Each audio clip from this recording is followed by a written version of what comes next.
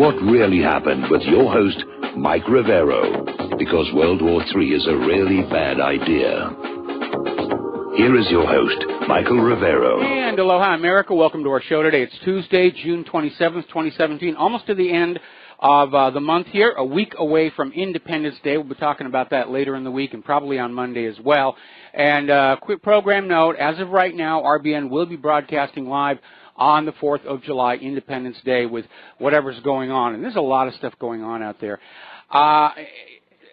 If you were watching corporate media, you would probably think the most important story happening right now is the delay to the health care vote. The GOP cannot get enough people to support it, so the vote is being put off.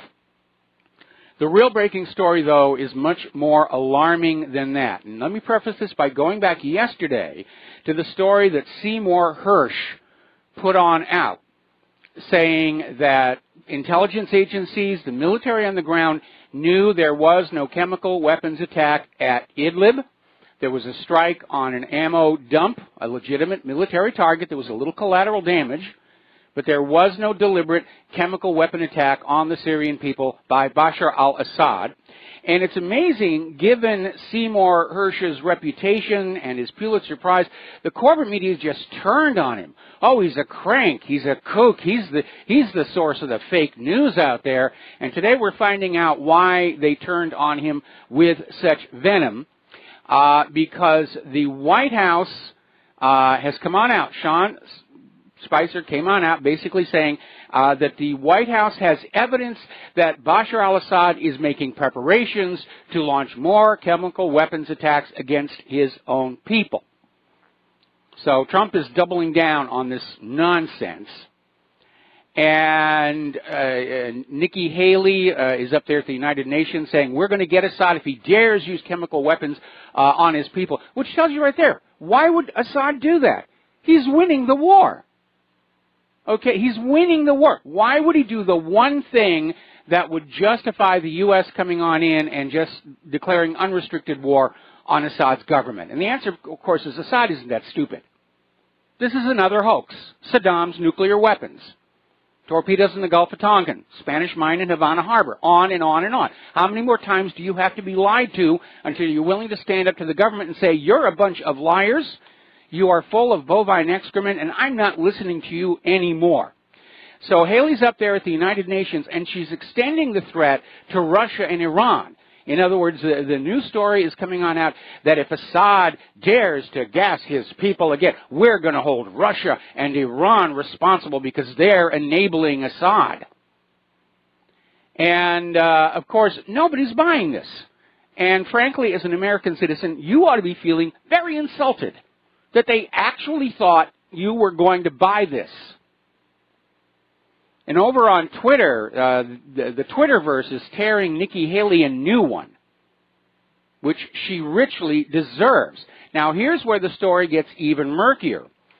Okay, we're seeing this story that came out of Oraz.com. U.S. defense officials have no idea where any of this came from, where this White House statement on possible Syrian chemical attack, where it came from. And the reason that is significant is because normally these kind of statements about potential military action and a response to an act of aggression or whatever are coordinated with the intelligence agencies and the Defense Department so that nobody is caught by surprise when a reporter asks a question. And in this case, it didn't happen. This is just coming out of the White House. And as Seymour Hersh revealed about Idlib, nobody else has any idea about any of this stuff. And remember, Syria did surrender all of their chemical weapons under UN inspection in a deal brokered by Vladimir Putin. So this is another big steaming pile of war-justifying bovine excrement here. Britain's already hopped on board.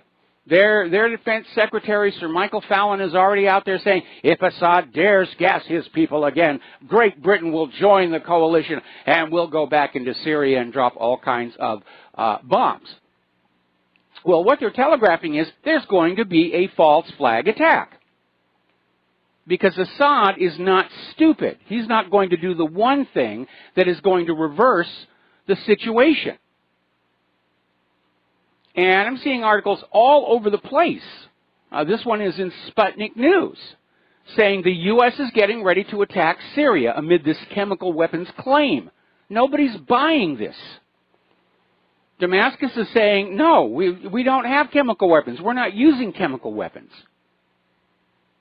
This is just completely made up out of fairy dust and whatever antidepressants they're taking there in the White House to try and reverse the U.S. fortunes in the war in Syria, because if the U.S.-backed terrorists get kicked out of Syria, it's going to be seen as the first major military defeat for the United States since Vietnam.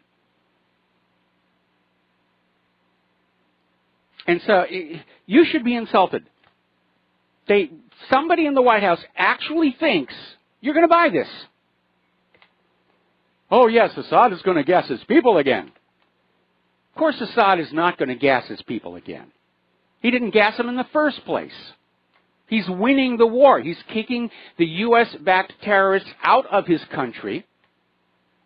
Why would he do the one thing that would allow the United States to say, well, we have a right to go on in there, and we're going to blame Russia and Iran along with Syria, and the war will truly be on? Assad is many things. He's not stupid. They've been replaying this lie about Assad is gassing his own people, Assad is gassing his own people, Assad is for year after year after year, and it's never proven, and in some cases directly contradicted by the United Nations chemical weapons inspectors. Remember when they claimed Assad had gassed his own Alawite supporters right in front of the UN chemical weapons inspectors on the very day they arrived?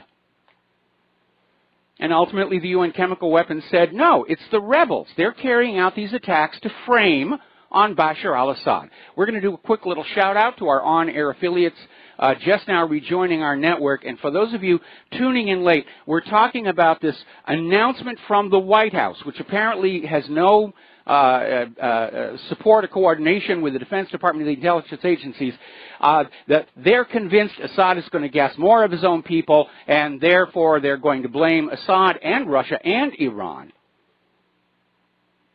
And it is insulting that they think anybody is going to believe this. Or maybe they just don't care anymore. This is our official story. We're going to war over the official story. And what are you going to do? Storm Capitol Hill with torches and pitchforks? All right, I'm going to take a phone call here. Steve in California, aloha. Welcome to the show. What's on your mind? Well, a little off topic, Mike, but I just want to ask you something about, I just saw in the news yesterday that Google got a $3 billion fine. And I wonder if this is a pattern we're going to see where states that are financially strapped and having a problem with their pension plans, that they're going to be trolling industries and trying to look for fine money. I'm just wondering if that's what's going on here. Well, certainly that's a possibility. We know that in the abuses of civil forfeiture in our own country, police departments literally have people on staff who are looking for forfeiture opportunities. You know, they're not going to go after something where, you know, some little shack in the backwoods. They're going after mansions. And there was a terrible tragedy out in California some years ago where there was this huge seaside home in Malibu that was worth millions of dollars. And the cops said, boy, if we can find just one marijuana plant on the property, we can take that house. And $5 million, boy, would that help our budget. And so they raided the place.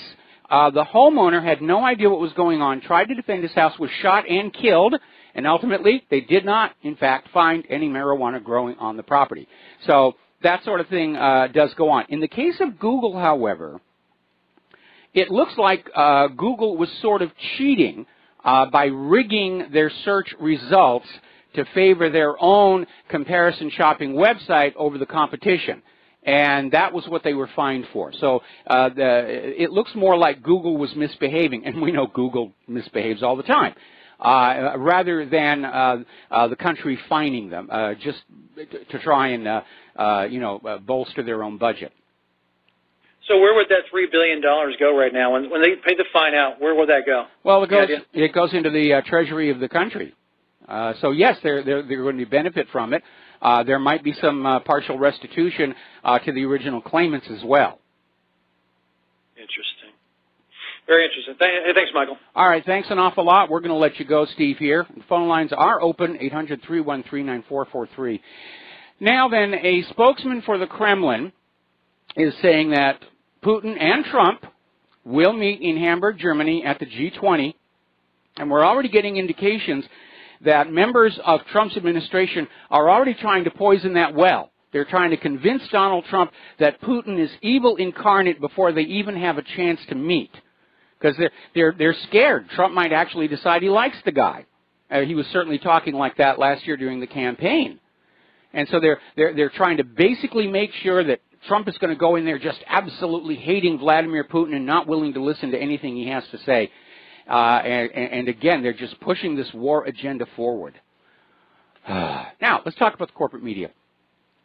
As you know, CNN had a major whoopsie lately where they put out this story claiming that an ally of Donald Trump was connected to this Russian bank, and as it turned out, the story was completely bogus.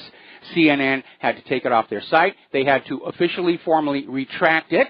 It's another blow against their credibility. And apparently 3 CNN employees have now resigned over this story, and or they were asked to resign. And it's not.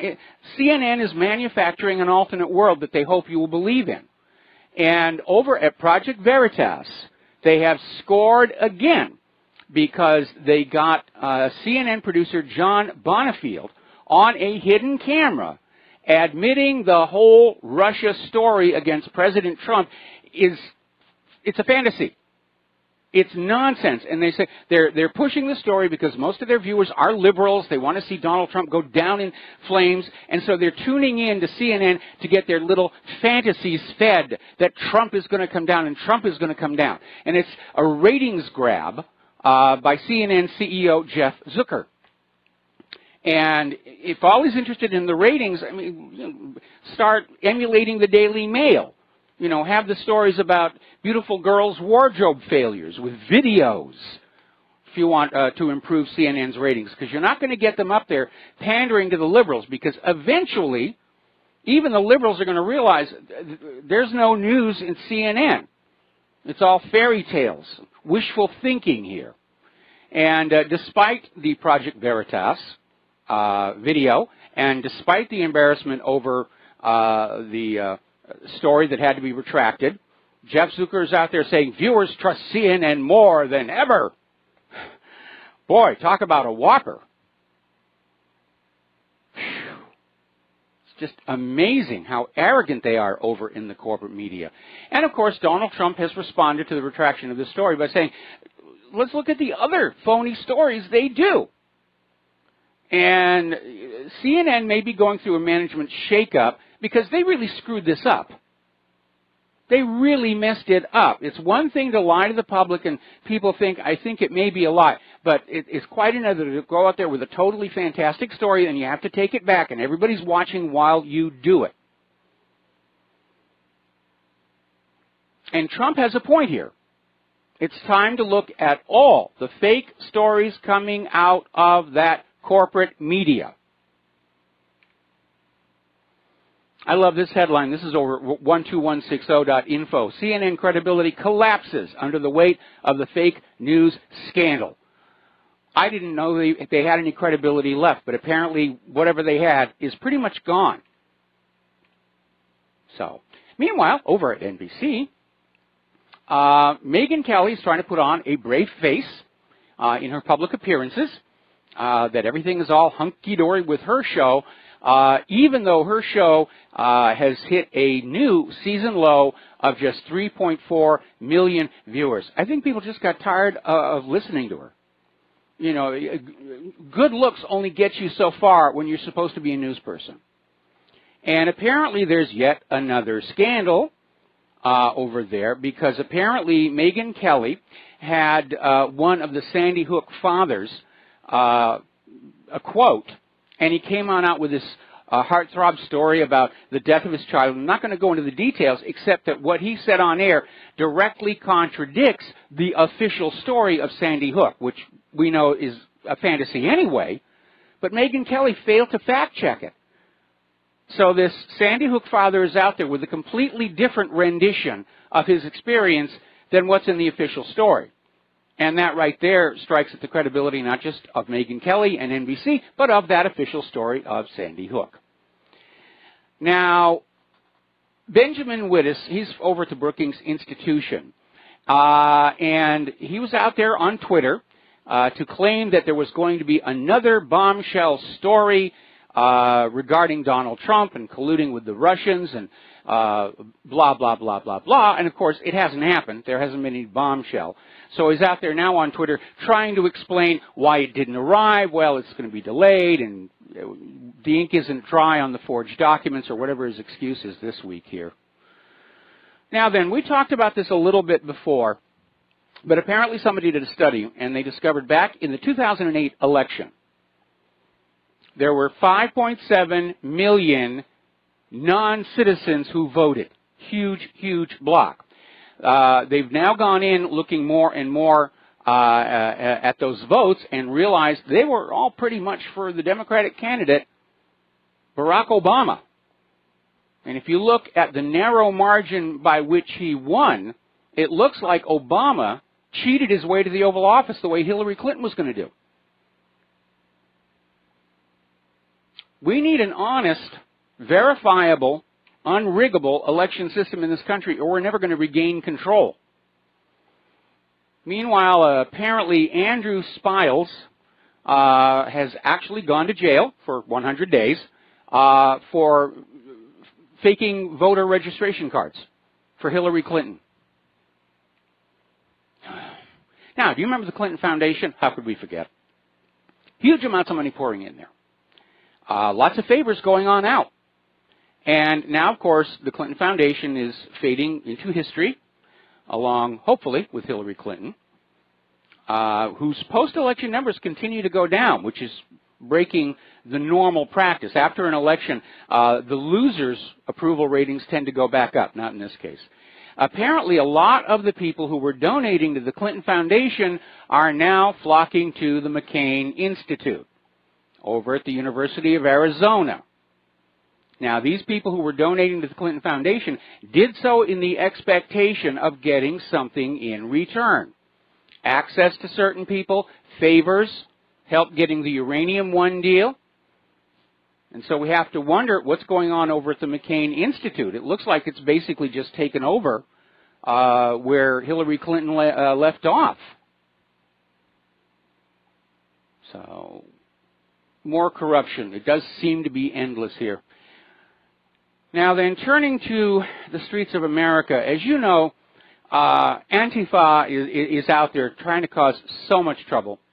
And apparently, according to this story over at shtfplan.com, they were at a pro-Trump free speech rally, and apparently they were throwing feces and urine into the crowd. Real class act. Real class act. And, of course, the police came on in and started arresting them. For some reason, the ACLU was out there with this idea that throwing feces and urine is a form of free speech, and no, it isn't. The First Amendment makes a point of saying that we have a right to peacefully assemble and petition the government for redress of our grievances. Free speech ends when violence begins. And that is pretty much a hard and fast rule. And apparently on July 1st, this weekend, Antifa are planning to desecrate graves at the Gettysburg National Battlefield, and they're going to burn Confederate flags. And look, if you want to buy a flag and you want to burn it, that's fine. But you really ought to leave the national monuments alone. I don't know what these people think they're going to accomplish with this behavior. They're certainly not winning popular support with these kind of antics. Nobody ever really does. We're going to take a break for commercials. We'll be right back. Hello, hi, America. Welcome back to the show. Now, as you know, there's some investigations going on of Hillary, Loretta Lynch, and Bernie Sanders. And the Bernie Sanders investigation apparently centers around his wife's college that she was running in Vermont, and it's now gone bankrupt. And some issues are coming on up that are probably not going to look very good to the voters when Bernie is up for re-election next year. Apparently, Bernie Sanders' daughter got paid $500,000 to teach woodworking at that college. That's a pretty good salary. I've worked in teaching before. That's way, way above what teachers normally get. So, good old Bernie. All righty. Apparently, down in Brazil, President Temer is now officially charged with corruption. And I think we'd probably save a lot of time if we just keep a list of the politicians who are not corrupt. In fact, I think we could probably fit that on a Post-it note. Now, Russia's foreign minister, getting back to the situation in Syria, Russia's foreign minister, Sergei Lavrov, is out there saying the U.S.-led coalition must stop this very dangerous game of sparing al-Nusra in Syria. And he's treading very, very lightly because the reality is the United States has been protecting al-Nusra. And again, for all the talk about the war on terror and the terrorists are bad and ISIS is bad and al-Qaeda is bad, we're now coming to understand the United States created these groups. They created them to use as proxies to destabilize the Middle East and make it vulnerable to outside intervention, or at least justify a U.S. intervention. Oh, we have to come into your country. You've got ISIS all over the place. There's ISIS in Syria. There's ISIS in Iraq. There's ISIS down in the Philippines now. That's the new game. And Lavrov went on to say that there is new evidence that has emerged in the last few days indicating the U.S.-led international forces continue to, quote, take the heat off, end quote, the former al-Qaeda offshoot. Yeah, that's exactly what they're doing. Now, getting over to Qatar, a lot of things going there. Bahrain is now blaming Qatar for the military tensions of the Persian Gulf crisis. They're all just hopping on board this situation, even though Saudi Arabia made the first move. And supposedly Saudi Arabia was responding to a story in a Qatari website, news website, which turned out to be a hack job anyway. Somebody got in, put up this bogus story. Saudi Arabia says, oh, we're off and running. So again, it's a war, it's tension created out of nothingness. And the area is turning into a major flashpoint. And this thing could turn into a regional war. It could spin out of control. The Saudis are continuing to demand that Turkey pull their troops out of Qatar. And Erdogan says, no, no way. We're keeping our troops there in Qatar. Now, you need to understand that Iran is siding with Qatar, and Turkey, surprisingly, this surprised everybody, Turkey is siding with Qatar. And so if the rest of these Middle Eastern nations go after Qatar, it's not just going to be the one nation. They're going to be facing at least three, possibly even more. Now then, Senator Bob Corker, is saying that at this point, there should be no more arms sales to the Middle East until this Qatar crisis is over.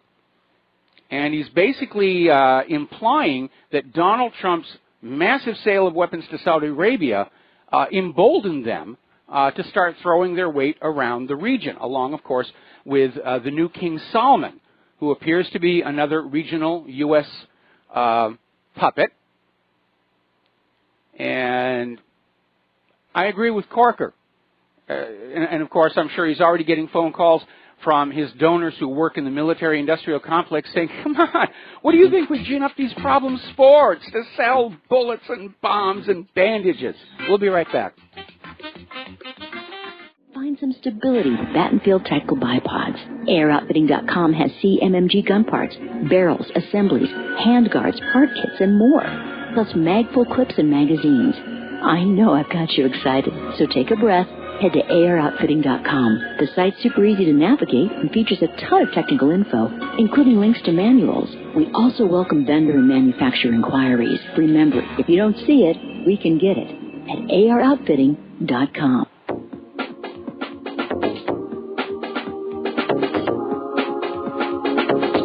What Really Happened with your host, Mike Rivero. Visit us online at whatreallyhappened.com. Here is your host, Michael Rivero. And aloha, America. Welcome back to our show here. And before we get back to the war zones here, apparently James O'Keefe's video, Project Veritas, where they have this CNN producer on this hidden camera admitting the Russia story is fiction. And apparently it is now trending on YouTube. I imagine YouTube is going to slap it down. It's all over Twitter. So in your copious amounts of free time, please grab that video, post it to your social media, send it to everybody you know. We need to get this out. This is a broadside against the lying corporate media. We need to take advantage of it. Now, getting back to the war zones, Yemen isn't providing details. But apparently they targeted a Saudi warship off the Muka coast. And apparently the warship was carrying out hostile acts in the territorial waters of Yemen. And it was targeted with what is described as an appropriate weapon. And they're not elaborating on that, but the shooting is continuing to go on over there. Now, as you know, they just went through a change of leadership over in Saudi Arabia. And Crown Prince Mohammed bin Salman is now heir to the throne and de facto ruler of the country because Dad's 81 and not doing all that well. So he's running the place right now. But apparently, some of the Saudi tribes are saying they're not going to swear allegiance to the Crown Prince. And apparently, this story was actually being carried on Saudi TV. And Mohammed bin Salman ordered the channel shut down for daring to mention that not everybody in Saudi Arabia is happy with his accession to the throne here. Netanyahu is out there warning Iran over Syria involvement after the Golan exchange. So Netanyahu is talking tough with Iran while Israel tries to steal the Golan Heights for itself, which only makes sense to Netanyahu, I think, at this particular point. Israel is also saying that Israel's shelling of the Golan is actually going to flash back because it will embolden the terrorists to shoot into Israel in the hope that Israel will then shell the Syrian forces, which probably is going to happen. But again, every time there's supposedly a shell or a rocket into Israel, inevitably it hits an empty dirt lot, no damage, nobody's hurt. And again, Israel is now bombing the Gaza Strip. And let's see, they target positions belonging to the Azzedine al-Qassam brigades, the military wing of Hamas, and apparently strikes against positions in Khan Yunis and Rafah. So they're out there just bombing Gaza again. They didn't even bother with a rocket here. Actually, Hamas is accusing Israel of fabricating the claims of rocket attacks to justify the airstrikes in Gaza. Because inevitably, nobody can find the rockets. They never hit a target. They never hurt anybody in Israel. So, yeah, we know this is what they're doing. Okay. Up in the European Union, boy, thank goodness for the United States Supreme Court coming on out and ruling unanimously there is no such thing as a hate speech qualifier on the First Amendment because Israel is still going around the world trying to get this put in. That hate speech can be banned regardless of the freedom of speech laws of whatever country it is. If it's declared hate speech, it can be banned, and by default, any criticism of Israel's government is hate speech. Because if it was anybody else that was stealing other people's land and behaving that way, nobody would really care. That's what Israel is saying. And again, trying to defend Israel's actions by saying you just hate the Israeli people, that's like trying to defend the actions of the Nazis by saying you just hate the Germans. Doesn't really work out. So during a visit to the Israeli Foreign Ministry in Jerusalem, European Union Justice Commissioner Vera Jourova is basically saying there are now efforts in the EU to help Israel suppress criticism. And basically in the EU, criticism of Israel is now illegal, along with questioning the historical authenticity of certain aspects of the history of World War II.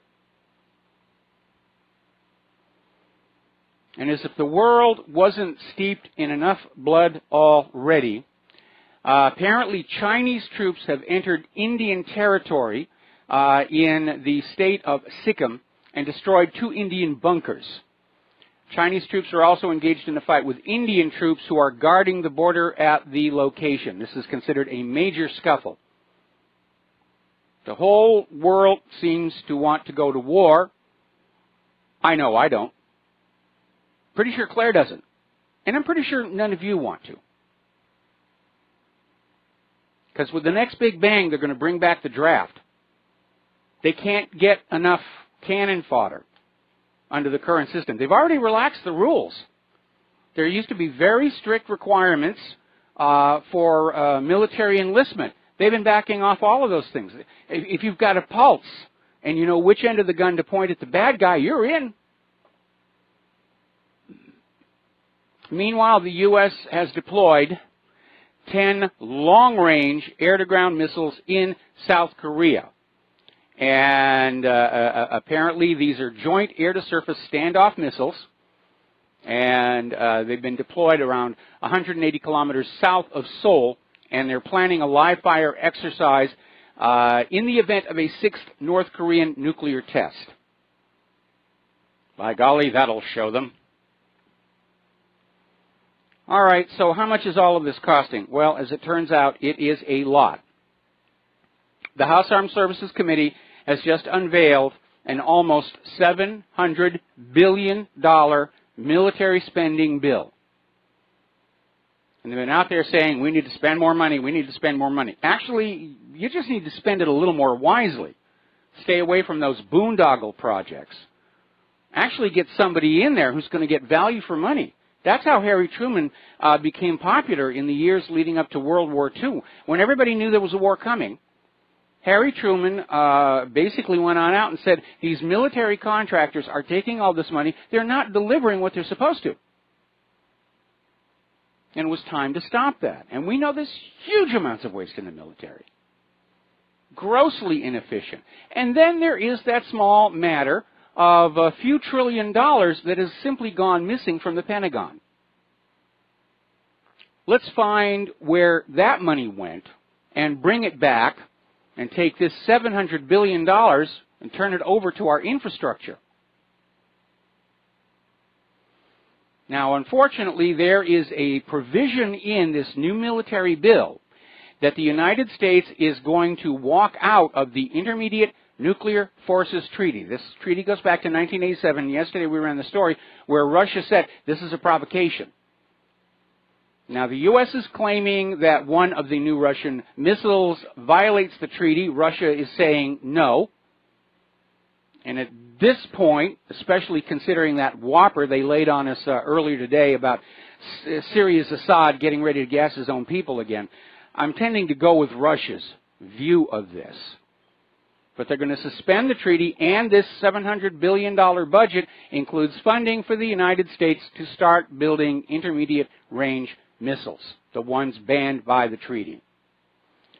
Okay, we're going to take a phone call. Mark in North Carolina, aloha. Welcome to the show. What's on your mind? Yeah, how you doing, Mike? You know, I just called my congressman here in North Carolina, and I didn't talk to him. I talked to some intern, right? Mm-hmm. And I told her, I said, look, you please pass this message. We don't want war.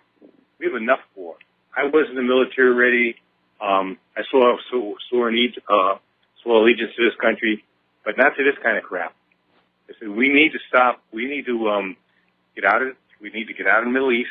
We need to bring our troops home, and then it also includes getting out of Afghanistan. And I told her, I said, nobody believes this nonsense about Assad. I told her Assad is actually protecting his people, including Christians in his country. And I told her Russia is not a communist country anymore either, in case you don't know. She didn't even know that. So did you know that Russia is one of the most Christian countries in the world today? Oh, she didn't know. I told you. Do you know what nuclear war would mean? Not really.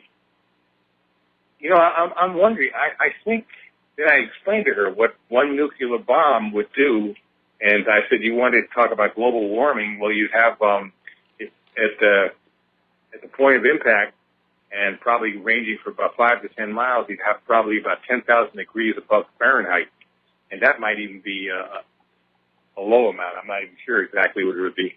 And I said, kind of destruction. I said, it would probably be the end of the world as we know it. Okay, that's how serious this is. Oh, but I says, now, I just hope you pass on this message to the congressman. And by the way, the congressman is Meadows. Yeah. So there's a possibility he's up to speak. He's a good congressman, basically. He's a member of the Freedom Caucus. I think he's the head of the Freedom Caucus. And I said, this got to stop. He said, look, I could call you about the health care bill, but the fact of the matter is, if we're going to get into a war with Russia, there's no need about a health care bill, because I said each of us have about 7,000 nuclear weapons and the means for delivery. So, we could try to work out health care. And then I told her another thing, too. I said, what we could do, though, as far as health care goes? If we cut that out, we're spending over $600 billion on military budget. Now, if we cut that in half, we could have the most awesome healthcare system in the world, even if it would mean single payer, because it would be what would be paid for and everybody would get proper care. We did that, and maybe cut out a few other federal departments, or made them a little smaller or something. I'd cut out the CIA and the FBI too. It was up to me, and the Department of Education. But anyway, I didn't tell her that. I said, cut that military budget in half and see what we'd have. And we'd still have enough bombs to blow up the rest of the world a few times over. Yes. It's true. So but this airhead doesn't even understand. And then she tells me she's going to law school. She's going to law school. She's sitting there in Washington, D.C. as an intern. I'm not going to tell her. I'm not going to say her name. I'll be nice about that, okay? She's sitting there in Washington, D.C. as an intern. She doesn't even understand the implications of a nuclear war. She doesn't understand that Russia's not, that Russia today is a democratic, actually Christian nation with a lot of values that I didn't tell her that they actually pay people to have children there rather than go and try to kill them, I didn't tell her that. I had only so much time. But I said, they're a decent nation. They simply want peace. They don't want these terrorists right at their border. There's a few thousand Russians that supposedly have joined ISIS, and they're very worried that they're going to come back into Russia. And they have very reason to be concerned. And I said, we got to stop this. I said, you got to get the message out. I said, I don't care what they say in the mainstream media. Nobody listens to that anyway. Just most of your information, I told her, get it on YouTube, get it on the net, get it. There's all kinds of information out there about the truth. But I just don't understand. I just don't understand what these people think. They're actually lying to us. Can you imagine? I just heard on my way home from the gym. I heard on the fake news network, it's Fox News Network. I call it CNN the crap news network. Okay. But anyway, on the fake news network, they were saying like this is fact about Syria's preparing for another new the chemical weapon attack. Yeah. As if it was fact. And you got that other airhead there, Nikki Haley, who's warning, giving all kinds of warnings. To Russia and Iran. Yeah. Yeah, to Russia and Iran. I'm thinking with Trump. I said, there's either a number of things. Either he's plain dumb. He's not anything that we thought we had. He's not only dumb, but he's weak. He can't handle these deep state types, and they've got him basically almost a prisoner. Either that, or he was lying to us outright when he ran. I don't know what to believe. Well, maybe it's a combination of both. I think it's a combination of both there, but certainly his continuance of the neocon war policy is very alarming. And again, so many of the things Trump was trying to do, we don't hear about them. The Vaccine Safety Commission, we're not hearing about that. there was going to be this big investigation into the pedophilia crisis in our nation. There have been a few arrests, and then that went away. And, of course, Hillary Clinton and her cronies are still walking around free today. And so overall, I would say that I'm very disappointed in Donald Trump. Yes, he's going to clean up the immigration issue, but that's just one area where he's going along with that. Maybe just somebody said, you don't want to be the president when we lose a war, so we got to go all in, and he fell for it. But if we continue on this pathway, and I understand the thinking in Washington, D.C., if they don't get a world war, the economy and the government will collapse. But if they keep going on this path, we're going to wind up at war with Russia, and we're probably going to lose it. Well, I don't think we'll lose it. I don't think anybody's going to win a war like that if it goes nuclear, and it's very likely to go nuclear, one way or the other. Yes. Whoever on the losing side will start chucking the nukes. And I told that woman, I said, look, at the very least, we get bogged down in some war in the Middle East again. Forget about Trump getting reelected, and forget about even Congressman Meadows getting reelected, because I'm not going to. I certainly wouldn't vote for him. Get us bogged down. I'll vote for third party. I just won't vote.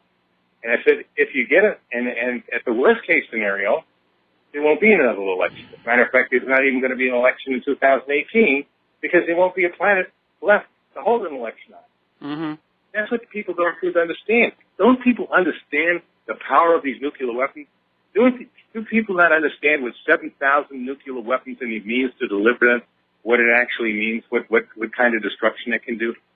Are people that dumbed down? For our generation, it's an abstraction. We've seen nuclear bombs on TV screens and movie film. It's an abstraction here. I think one of the most powerful tools that are out there is this website called nukemap.com, where you can put in your location and then run a simulation of some of the world's standard nuclear weapons at a nearby target and see how you're going to do. And the standard Russian nuclear weapon, if it was dropped on Pearl Harbor, is going to pretty much wipe out the entire south side of the island. Because the Chinese missiles are not as accurate, they go for a bigger nuke. Just one of those is going to melt the entire island of Oahu into green glass. And that is how scary these things are. But for too many people, it is an abstraction. But we're all worried here in Hawaii. People who are... and now you tell me about the thing with China and India. Yeah, because they're both nuclear powers as well. Yeah, I'll hold you over. Hello, I'm America. Welcome back to our show. We're still talking with Mark in North Carolina. And what did you want to add? Mark, are you there? I want to add. Yeah, I'm right here. Okay. I just want to add that people need to call their congressmen and also, like I just did, or senators, whoever they can get a hold of, and let them know the same thing. We don't want any war. Maybe that's the last hope to stop it. Let them know that it's not going to be productive for them, and that if it's going to be just a war, I say keep just, but it's bad enough. Another bogged down type of war like in Iraq or Afghanistan, that should cost them their seats. I agree. By the way, and when people call their Congress critters, you need to add in there that you are just not believing this latest bovine excrement from the White House about Assad getting ready to gas his people. Yeah, no, we need to disabuse them we need to disabuse the government of the notion that we are a bunch of lemmings and sheep that are still buying all this stuff. Now, obviously, this intern law student you spoke to at your Congress Critter's office is probably still buying what she gets off the TV screens. But Hillary was out there screaming, we have to resist, we have to resist. Well, she's right. She just had the wrong target. We have to resist this push forward into war because we're going to lose this one, people. And it's going to be an ugly situation. There's one thing else I'd like to tell people listening, okay? Yeah. I try to tell other people also. Call some of these neocon, and that's what they really are, talk shows. And most talk shows on the AM and FM radio, that's what they are. Call them and pretend you're somebody else. Oh, you don't have to give your real name.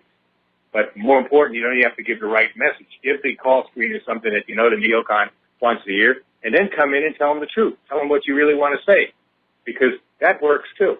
Because other people listen. They may not like it, but other people listen. And it also pisses them off something awful when they do that. I did it at the Breitbart the other day. And man, they would have 3 happy campers. So, you know, you could, and I did it to David Webb also. He's another talk show on Sirius XM. So, people need to do that also. Make it clear. We're not buying your crap. We don't want war. We don't believe in mainstream media. We don't believe mainstream talk either. Myself, I'm not a conservative or a liberal. I'm not a Democrat or a Republican. I like to consider myself kind of a patriot. You know, a patriot, but not a patriot who just waves the flag and thinks everything's fine and dandy. No, a real patriot questions his country. He speaks out when he sees things in the world. That's a patriot. Our founding fathers were patriots. George Washington was a patriot. And by the way, I also quoted George Washington to her too, when he said, avoid foreign entanglements. I said, that means, I told her, we need to get out of NATO, we need to get out of all this stuff, and we need to get out, for peace sake, let's get out of Afghanistan. But you don't want to send another 5,000 to 6,000 people, more troops in Afghanistan. I mean, it's ridiculous. You know, it's crazy. Well, it keeps the heroin flowing to the American drug lords, who I'm sure are very generous campaign supporters. Yeah, I guess they'll be really happy. All right, well, Mark, I got to let you go. I've let you yak for a while. We got to take a break for station identification, and we'll be back with hour number 2. Phone lines are open, 800-313-9443. And aloha, America. Welcome back to our show, hour number 2. The phone lines are open, 800-313-9443. And one of our listeners just emailed me the article from Breitbart that is covering this story about Assad is going to use the gas. And Breitbart, of course, is running it as straight news, no commentary, no hint of a doubt that this may not be real. Now, normally Breitbart's readership tends to be pretty neutral. There's a lot of active debates and everything. In this case, though, over 90% of the comments are saying this story is pure bovine excrement. Nobody is believing this. Donald Trump is celebrating that CNN's credibility has been hammered by the Russia story, not realizing that the credibility of the Trump administration, the Trump presidency, the White House itself, is following CNN into the shredder at this point. All right, let's grab a phone call. Kevin in West Virginia, aloha. Welcome to the show. What's on your mind? Hey, Mr. Mike. I was wondering if the 25th Amendment could apply to Congress. No, it's specific to the presidency. Man, I wish it could apply to Congress. There's a whole line of people who need to be declared mentally incompetent and kicked out of there. Absolutely. I called in the other day, and I didn't get to flesh out my source to you. I called in about a tape, a recording, and you wanted a URL. This tape that I'm talking about with Hillary and Pelosi and Comey and Podesta, this hasn't been leaked. And my source is Larry Nickel. It was dropped on the John B. Wells Caravan to Midnight a few weeks ago. This tape, Nichols is one, and this was out of Larry Nichols' mouth himself, that he heard the recording, and this tape does exist. That's why I'm unable to get a URL to you, because it's never really been leaked. And Nichols dropped the bombshell. So if you could get a hold of Nichols and have him on your show, all right, I will definitely do that. We've had him on the show before, but the fact that Larry Nichols heard this tape does not, in fact, mean it is still in existence. Probably something that damaging has already been burned, shredded, and peed on by a wild moose. So it may not be there. But depending upon his health, I will try and get him back on the show. Yes, sir. Thank you so much, sir. All right. Thanks an awful lot. We're going to switch over to Richard in Washington. Aloha. Welcome to the show. What's on your mind? The other day there when the president was in France and he backed out of this carbon tax fiasco. Yes. What happened is what I couldn't get my head around is either that day or the next day they had all this corporate logos paraded behind the mainstream media, and they all disapproved of his actions. I can't get my head around it. What is that all about? Well, the idea is that the human-caused global warming movement is a big moneymaker. The so-called educational channels are making money off of it. The networks are making money off of it. And, of course, because of human-caused global warming, there have been very generous government subsidies to anybody who is working on clean energy technology. A lot of these have gone bust, like the various wind farm projects and solar cells. But with the end of the Paris Accord, those subsidies are going to stop. Well, I couldn't believe how they had a match of all these multinational corporations. All their logos were parading behind these announcers, and I said, "What is this all about?" It just seemed like they were in mass. Well, I didn't see the actual video. Are we sure that these were people supporting the corporations? No, this was on the news. Okay. This was on the national news. Okay. Well, and they had all of these corporations were not in favor of it. Like, who cares? Yeah, well, that's, again, part of that whole global warming agenda was subsidies to these large corporations. And we've hit a point in our economy right now where everything is being subsidized on the back of the taxpayers. And we're going to be talking about the Italian banks here in a little bit. It's becoming impossible for a large business to stay in business because nobody has any money, so they're literally propping it all up with subsidies. Yeah.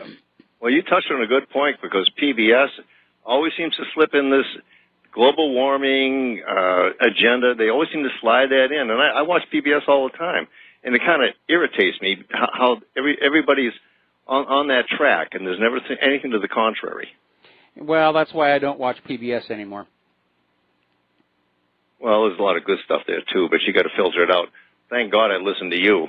Well, thank you very much for the kind words here. Claire and I actually don't have a lot of time to watch TV. We DVR a lot of stuff, but our entertainment TV watching is very, very small. We work very, very long hours to do what we're doing here. So, you know, we don't watch. Well, you're a really good resource. I can really, filter out the wheat from the shaft when I watch the mainstream media. All right, well, thank you very much for that, and we're going to let you go here. It's time to do a shout-out to our on-air affiliates who are just now rejoining our network. And before we get back to the war zones here, Trump has now officially nominated Christopher Wray as the new director of the FBI, and going to be looking into this guy's background, but he is one of the people who successfully took down Enron, also known as the Crooked E. And there is a documentary about that whole Enron thing called The Smartest Guys in the Room, about just, again, it was a massive fraud. It was a massive fraud. And again, we might save ourselves a lot of time and effort by just keeping a list of the companies that aren't surviving on fraud. And we can use another post-it for that one.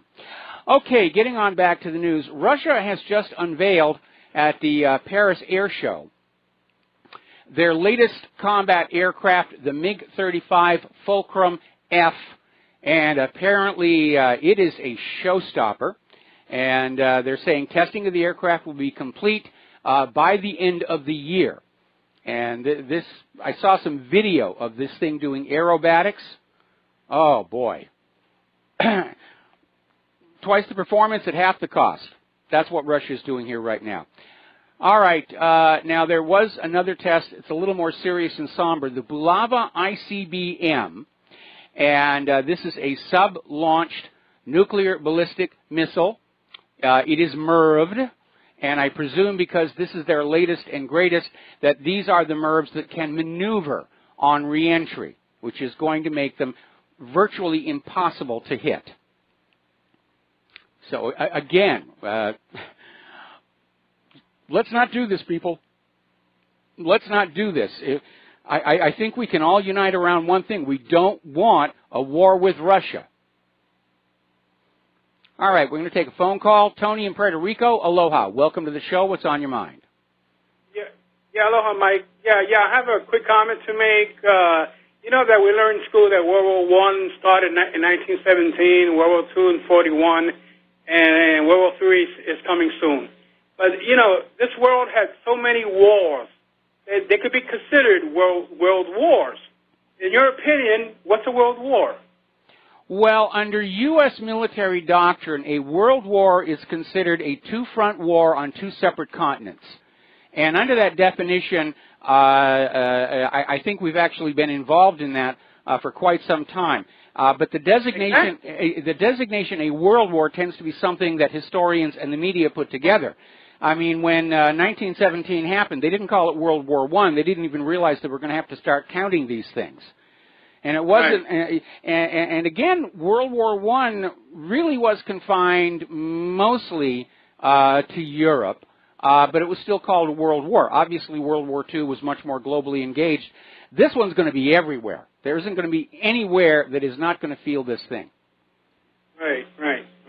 But you understand my point. This world had so many wars that anyone could have been considered a world war. Yeah, I understand what you're saying. I understand what you're saying. And, maybe this is the reason why extraterrestrial civilizations aren't bothering to visit our planet. We haven't grown out of that stage of killing each other. So we can't be bothered with. We're too primitive. Okay, thank you, Mike. All right, thanks an awful lot. We're going to let you go here. Now then, along the line of all that spending for the Defense Department, and we have seen over the last couple of months, all these people coming on out saying, well, we need to upgrade this, we need to buy this, we need to maintain parity with all these other countries who were not bothering anybody. Article out of Sputnik News, North Korean, Russian, Chinese missile tech advances raise threat to the United States. And basically saying that these other nations are pretty much technologically on a par with the United States. And even if the missiles don't carry nuclear warheads, they could be a serious problem. Some of them are very fast, faster than the phalanx can deal with. And again, much more maneuverable, much more stealthy. And if they're able to produce them at low cost, there are going to be more of them. So, all right, let's get into the economic news here. Jim Rickards is out there, according to an article on Zero Hedge, saying that the Federal Reserve is going to cause the next recession. And he's talking about how the recent tightening, raising of interest rates, could lead to a recession. And he's recommending gold as a crisis hedge. He's also concerned Bitcoin is in a bubble, and I agree with him on that one. And if the economy does go into a recession or it does crash, you know who they're going to blame for it? They're going to blame Donald Trump. And Donald Trump did not create this economic mess. It was created for him. All right, let's see. The 5 big banks, J.P. Morgan Chase, UBS, RBS, Barclays, Citigroup, have all pled guilty to rigging the currency markets. And collectively, these 5 banks have paid over 300 corporate fines and settlements in the last 20 years. Nobody has gone to jail. Just a fine, which they pass on to their customers and clients or take off their taxes or both. Wall Street is a den of crooks. So is Washington, D.C. Now, apparently, Donald Trump is looking again at allowing oil development of the Arctic National Wildlife Refuge in Alaska. And it's going to spawn this battle, because obviously the oil companies have been wanting to get in there. Now, when the global warming debate came along, leasing and drilling in this wildlife refuge was probably the most ferociously contested item on the oil and gas industry's wish list. And now that Donald Trump has pulled out of the climate deal and global warming is not an issue, the oil companies are lusting after that particular area in which to drill. At some point, And I know about the abiotic theory of the production of oil. At some point, we're going to run out of easily reachable oil. Look how deep they're already having to go to get oil now. That's what led to the Deepwater Horizon blowout disaster. It is going to run out. Even if you subscribe to the theory that oil is being produced in the deep crust, we're burning it up faster than it can be replaced. And if we use it all up before we have developed something to replace it, we're going to be in a world of hurt. And I think that is something that Trump ought to be looking at. And I know the oil companies, they absolutely do not want any alternatives unless they own them. But look how much oil is going to be burned up in the wars. Yes, we have nuclear power on the submarines and some of the aircraft carriers, but by and large, your regular Navy ships are burning petroleum. So are all the warplanes. You can't run those things on solar cells. We need an alternative. One possibility, if we could develop clean, safe fusion power, using hydrolysis to split seawater into hydrogen and oxygen, let the oxygen go up into the atmosphere, and develop systems for substituting hydrogen where we use gasoline now. Hydrogen, when it burns, is very energetic. But we've got to do something. There's a simple term in all mining extraction industries. It's called the unit cost of extraction. How much does it cost to get blah to where we can use it? And you can express that cost as money, or in the case of oil, how much energy it takes. And on the day when it takes a barrel's worth of oil's energy to get a barrel's worth of oil to the surface of the ground, the party's over. Doesn't matter how much more is down there. We're too dependent on oil. And unfortunately, most of the recent alternative energy programs have turned out to be giant scams. Anyway, getting on back to the economic news. As I mentioned before, Trump is going to be meeting with Vladimir Putin at the G20. He's also going to be meeting with Angela Merkel. And apparently the bone of contention there is free trade and the steel tariffs. And, of course, Merkel is very upset that Trump pulled out of the Paris climate deal. So Trump is definitely going to be earning his paycheck. Well, that's right, he doesn't take a paycheck. He's definitely going to be feeling the job over there in Hamburg, Germany, which, by the way, is a very, very lovely town. Story coming out of drhousingbubble.com. We've reached a stage where more and more homeowners are treating their homes like ATMs. It's a trend that we see when the economy is tightening, where people are literally having to take the equity out of their home just to survive. And home equity withdrawals are rising at the fastest pace since the Great Recession. It's a warning sign. Warning sign. Now, as you probably already heard, because this seems to be what the corporate media is obsessing about most, the vote on the new Republican health care bill and the repeal of Obamacare has been put on hold until after the July 4th recess. Apparently, there are 6 Republican senators who say they cannot vote for it in its current version. And I can understand their area of contention. The Democrats and the liberals want to keep Obamacare. It has Obama's name on it.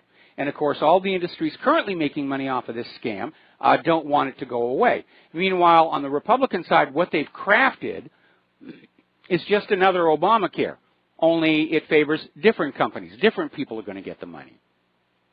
I think we need to look at that study that was done out in California, where they basically ran a study saying if single payer would work in California, and they found out it was going to be much less expensive than Obamacare or Trump Care, and everybody would have coverage.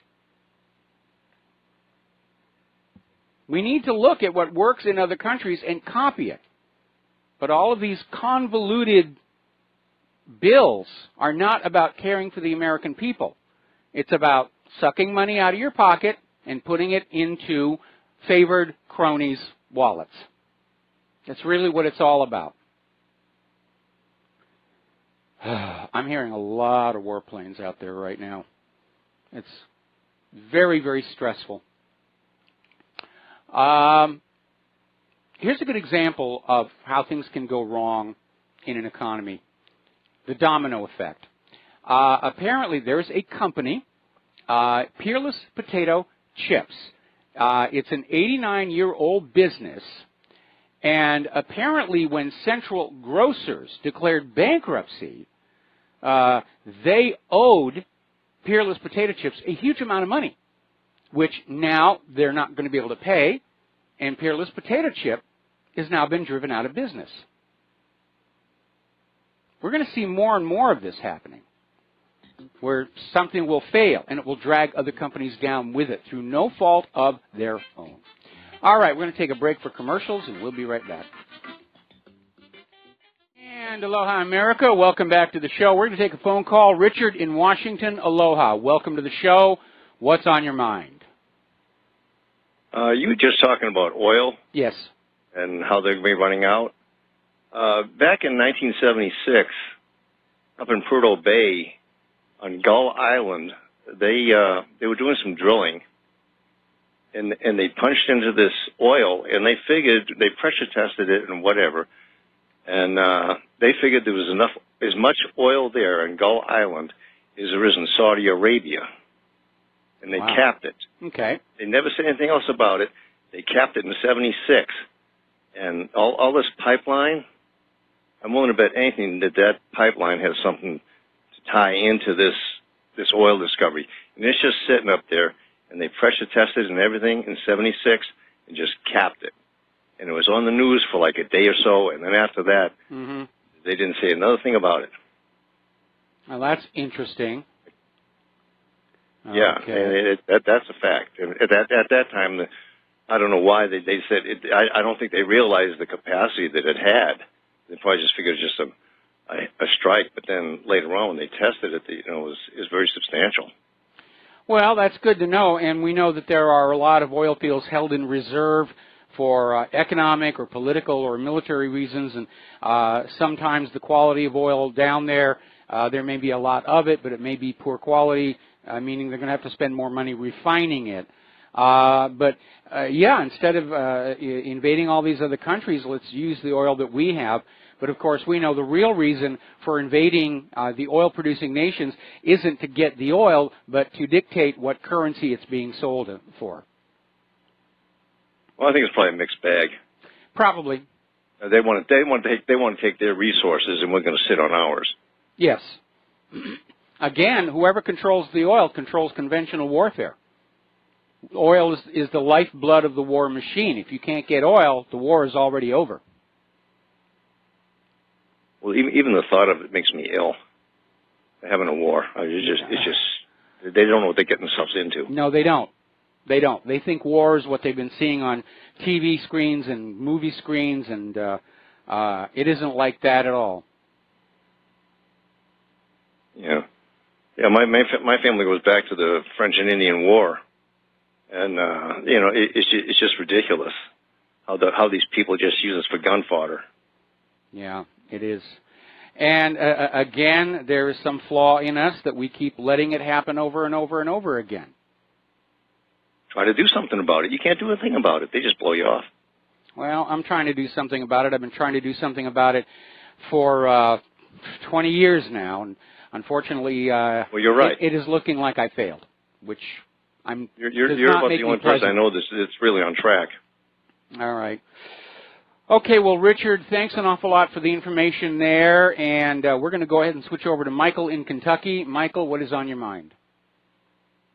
Hey, all right. I wasn't expecting to come on this soon, but the guy's right. Lindsey Williams was a witness to it. There was documentation to it. There's Paul Fromm that was with Atlantic Ridgefield. What they did confirm was the seismic research that they had done. Mm-hmm. And it wasn't just Gull Island, it was Flackman Island. And there is a swath of oil along the north slope of Alaska that has not been tapped into, that is unequaled on the earth at the time it was discovered. It goes way into Canada and all across the north slope of Alaska. It is sweet crude, not as good as the North Brent sweet crude, but it doesn't have a lot of sulfur in it. The Alaska Oil Pipeline is probably at least 10 years beyond its original design limit. They've had 48 modified 747 jet turbine engines punching natural gas back into the ground, into the formation, because Jimmy Carter proposed to build a pipeline down to a liquefaction plant through Canada, which would mean that America would be paying royalties back to the Queen. They could have built a liquefaction plant somewhere along the Alaska Highway or even down in, but, you know, that's what this war in Qatar is about, is they are the largest producer of liquefied natural gas now, and there's 2 different pipelines going across Syria or through Kurdistan into Europe, and they don't want Russia to have more of a factor into the market with that. So, anyway, Lindsey Williams wrote a book about it called The Energy Non-Crisis. You can look it up. He's about to die if he's not already passed away. All right. Well, Michael, we're going to have to let you go, take a break for commercials. Sure. We'll be right back. And aloha, America. Welcome back to the show here. We're going to go back to the phones here. Fred in Iowa. Aloha. Welcome to the show. What's on your mind? Hello, Mike. I went to Alaska in August the 10th, 1962, but I worked on the pipeline in 76, and there was rumors and talk going around about Gull Island, but I was so damn ignorant then. I didn't know, and I didn't pay any attention. But a lot of what that last caller said, Lynn, he's right on. Now, about Lindsey Williams, he put out a lot of good information, but I think he could have been led down the primrose path in certain areas. But anyhow, that's all I got to say. Bye-bye. Have a good day. Thank you. All right. Thank you. Have a good day yourself. We're going to switch over to Frank in North Carolina. Aloha. Welcome to the show. What's on your mind? Wow. For once, I think I actually agree with Fred on something. Yeah, it's been several years, I guess, since I've heard an interview with Lindsey Williams. He was he's a real character. I know he used to make the rounds about every 6 to 8 months, and a lot of what he said would not come to fruition, and maybe some of it did, hit and miss. But you know, he was a pastor, and I actually called in, and I just caught the tail end of the two callers ago. So he basically already told you about Lindsey Williams. But yeah, he actually revealed. I don't think he meant to, but I think it was Alex Jones. He said, "Well, you know who my contact is, Alex." And Alex was like, "Yeah." He's like, "Well, you know, he's retired now. He's a television." And Alex was like, "Oh, you're not supposed to say that. You're not supposed to say where he is." But anyway, I thought that was interesting. That's something I picked up on in one of many interviews that I listened to. But you know, here's my theory, Mike. I believe that that they don't want the oil at Gull Island. I believe they wanted an excuse to be in the Middle East, and oil was it. You know, oil is our way of life. We're willing to go to war for it and all that. And it also allows, you know, people like the Saudis to be the boogeyman. Okay? They're propped up. They're told. I remember Lindsey Williams telling this story. They were told, look, we have all the oil we need. We don't need your oil. But we're going to play a little game on the people, on the sheep, on the masses. We're going to pretend like we need your oil. You're going to make tons of money. But we also want you to put some of that money. We're going to direct you on where to invest some of that money, okay? Yeah. Maybe Hollywood, maybe some on the stock market, that kind of thing. But we're going to play a little game on the American people. This gives us an excuse to be in the Middle East for greater Israel, and it gives us the boogeyman that we need. Well, yeah, it actually would dovetail as part of the petrodollar deal. I'm looking at, there's a lot of web coverage about this guy and about this Gull Island. And according to this article I'm looking at, this is in petroleumnews.com saying there are 200 years worth of oil underneath Alaska's North Slope. And I know they're starting to harvest some of that because I briefly got into watching Ice Road Truckers because I've never been to Alaska. I'd love to go someday see the aurora. Yeah, there is a lot of oil stuff going on up there at the moment, and apparently there's a lot more oil to be harvested. I only went to Alaska once, but mostly flew over, went through the airport. I was a kid carrying a machine gun through the airport, and everybody was looking at me like I was funny. But anyway, I was just passing through. Okay. Getting on another plane to go overseas. But all right, thanks. All right, thanks an awful lot. We're going to let you go here. The phone lines are now open. Getting on back to the economic news, there's a very wonderful article over at AntoniusAquinas.com saying that the ultimate regulatory reform for our economy would be to abolish fractional reserve banking. And that is certainly a major step where banks are literally allowed to create money out of thin air to loan to you. And the idea is they have to have a cash reserve, which is then subject to a multiplier. It used to be 8, now it's a lot higher. And so if you put $100 into a savings account, the bank can now loan out $800 in instantly created money. And, of course, it's a scam. And private central banking is a scam.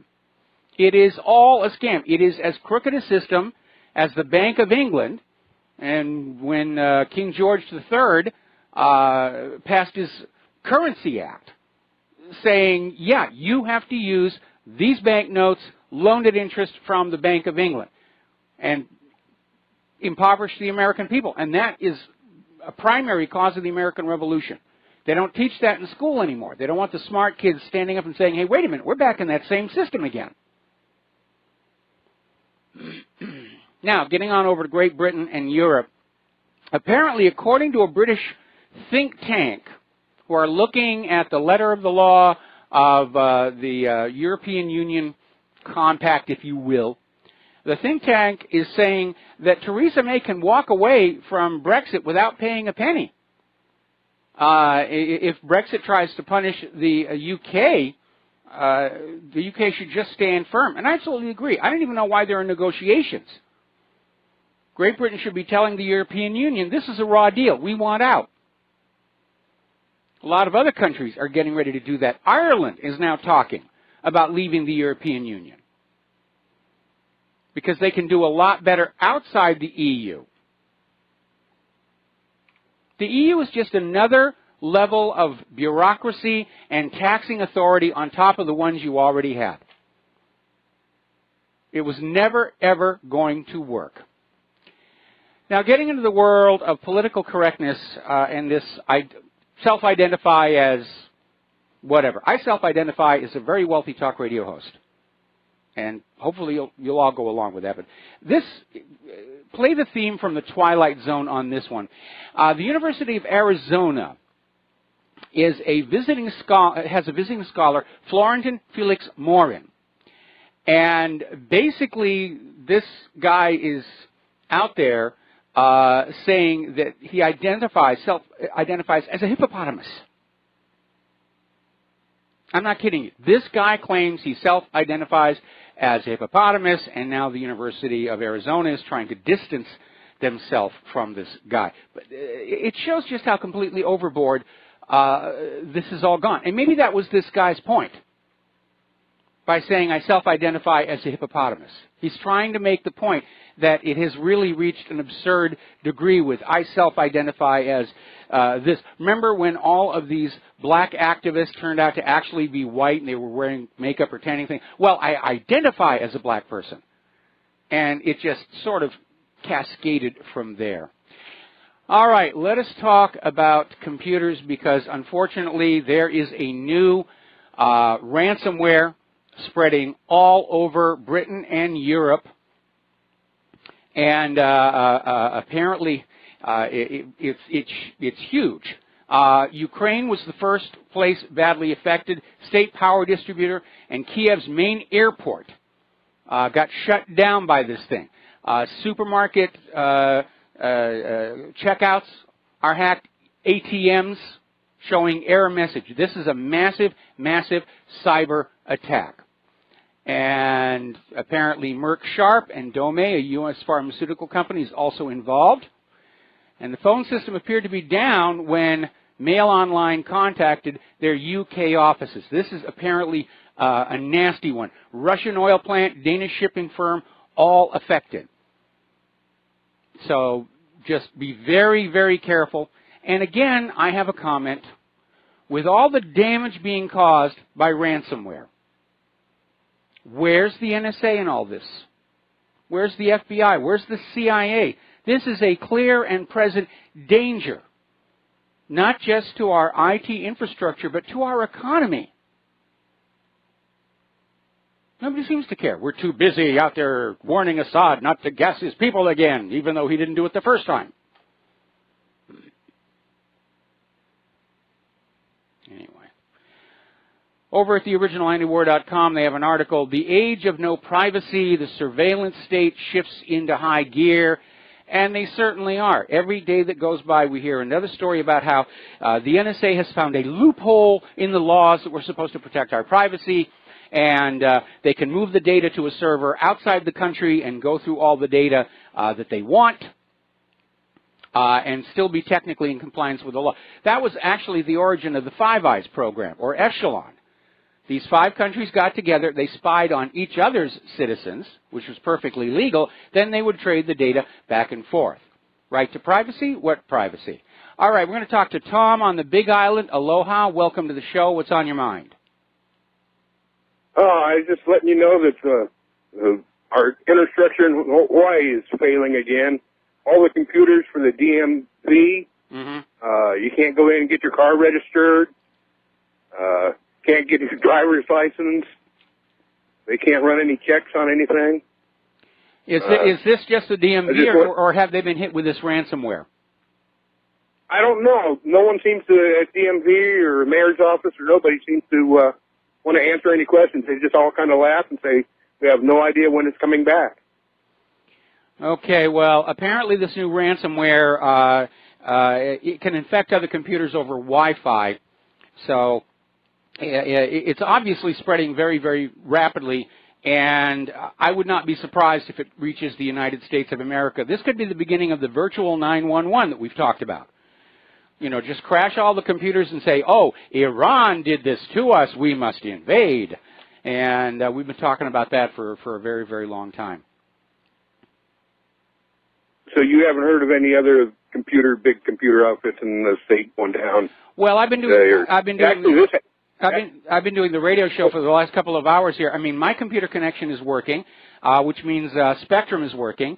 So at this point, other than the DMV, I'm unaware of any major computer outages. Okay, well, thank you. That's all. I just wanted to let you know. Things in Hawaii are falling apart. Oh, they certainly, well, the entire country, the money's all being spent on war or medical costs or Israel, and it is all falling apart. We walk around and cracked pavement. We're seeing all these homeless people. In fact, it was kind of interesting. Claire and I have become trashologists, which means when we drive down the street from our home, we can look at a pile of trash that's on the curb waiting for the big, bulky pickup, and we can tell instantly, did somebody renovate a room? Did they get new furniture? Or is this a basically eviction/bailout pile? And yesterday we counted no less than 8 of these piles of everything that they had in their home now out on the curb. And maybe they were evicted and they're joining the homeless, or maybe they just decided it was time to get out of Hawaii and they couldn't afford to take their stuff with them. We counted 8 of these along a 1-mile stretch of road, and that is very, very telling. Well, I want to thank you very much, Mike, for helping get the word out, and you're doing a great job. Thank you much, and have a good day, sir. Same to you. Aloha, brah, and thank you for the kind words. Boy, it's amazing. Let's see. Anyway, we're talking about surveillance, the surveillance state. They want to watch us. They want to keep track of us. They want to spy on us all the time. They're terrified of us. They're clearly terrified that the American people are waking up. We're taking the red pill, for you Matrix fans. We're not believing what the government says anymore, especially after that whopper this morning. Nobody's buying that one. We're not going to do what we're being told anymore. We're becoming disobedient. So they're going to spy on us. Spy on this. Another alarming article over here from Investment Watch blog. Privacy will be eliminated within 10 years. Now, that sounds very dire, but my concern is simply this. Humans have a psychological need for privacy. And if you are a parent and you're dealing with kids who are just getting into those teen years, you know how touchy they are. Their nerve ends all over. And they need their privacy. They're not doing anything bad, but they want to feel that there's a private space there. If you take that away, you can drive people crazy.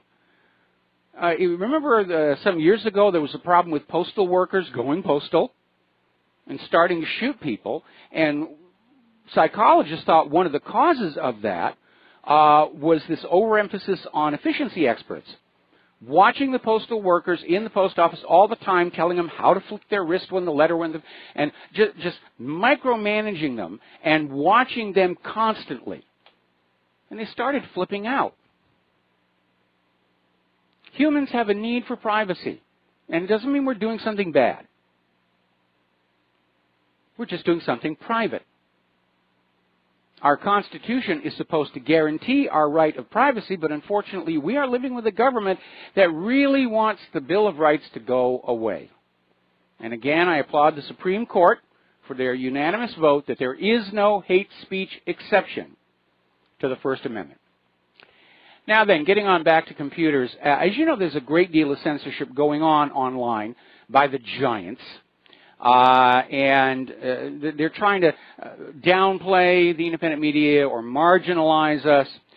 And there's a very interesting article. This came out of the Free Thought Project, basically saying that there are some very disturbing video channels at YouTube which are ostensibly videos about kids for kids. But there's a very evident pandering toward pedophiles who are probably going to be watching these videos. And we get back to that desire for privacy here. And YouTube apparently has not had a problem with this. But at the same time, they're basically censoring independent media videos. And they do it simply because someone flags the content. YouTube doesn't even check these things out. If somebody does not like your point of view, for example, let's say if somebody over in Hillary's campaign doesn't like a video that I made talking about Vince Foster, they go to YouTube, they flag it, and it gets shut down. We'll be right back. And aloha, America. Welcome back to our show here. And to quote from Jurassic Park, boy, do I hate being right all the time. Somebody just sent me this article where the British Defense Secretary, Sir Michael Fallon, is basically out there saying that a cyber attack will lead to a military retaliation. And very odd that this comes out on the exact same day that this ransomware is sweeping all across Britain and Europe. I don't know who they're going to blame it on. Oh, it was North Korea. It was the war is on. It's amazing here. All right, we're going to take a phone call. Chris in St. Petersburg, Florida. Aloha. Welcome to the show. What's on your mind? Michael, you were mentioning earlier that in regards to the Project Veritas video, which I saw of the CNN producer, talking about the amusing principles of journalism and then apparently ambivalently admitting to be a correspondent prostitute. Yep. I think that, as you said, that it does not equate to Trump's approval rating improving just because CNN is decreasing in Fall Guy fashion. And particularly for the deceased, life is too short for us to not take our best stab at the beast. So we don't need to ally ourselves of those like CNN who don't use the very best ammunition for doing so.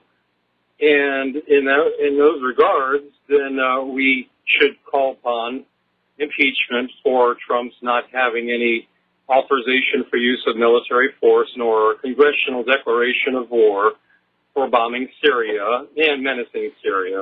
Well, that's has yet to be seen, of course.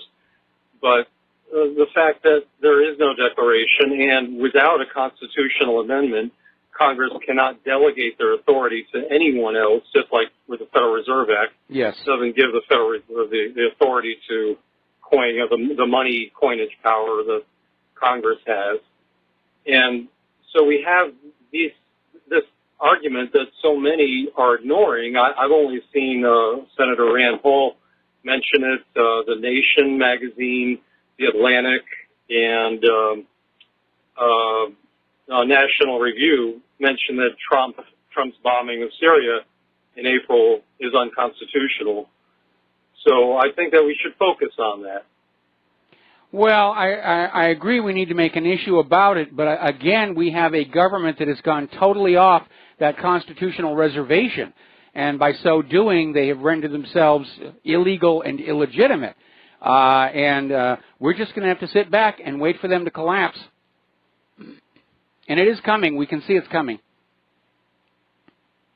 Yeah. In the meantime, we should do things to support our local economy. You know. I agree.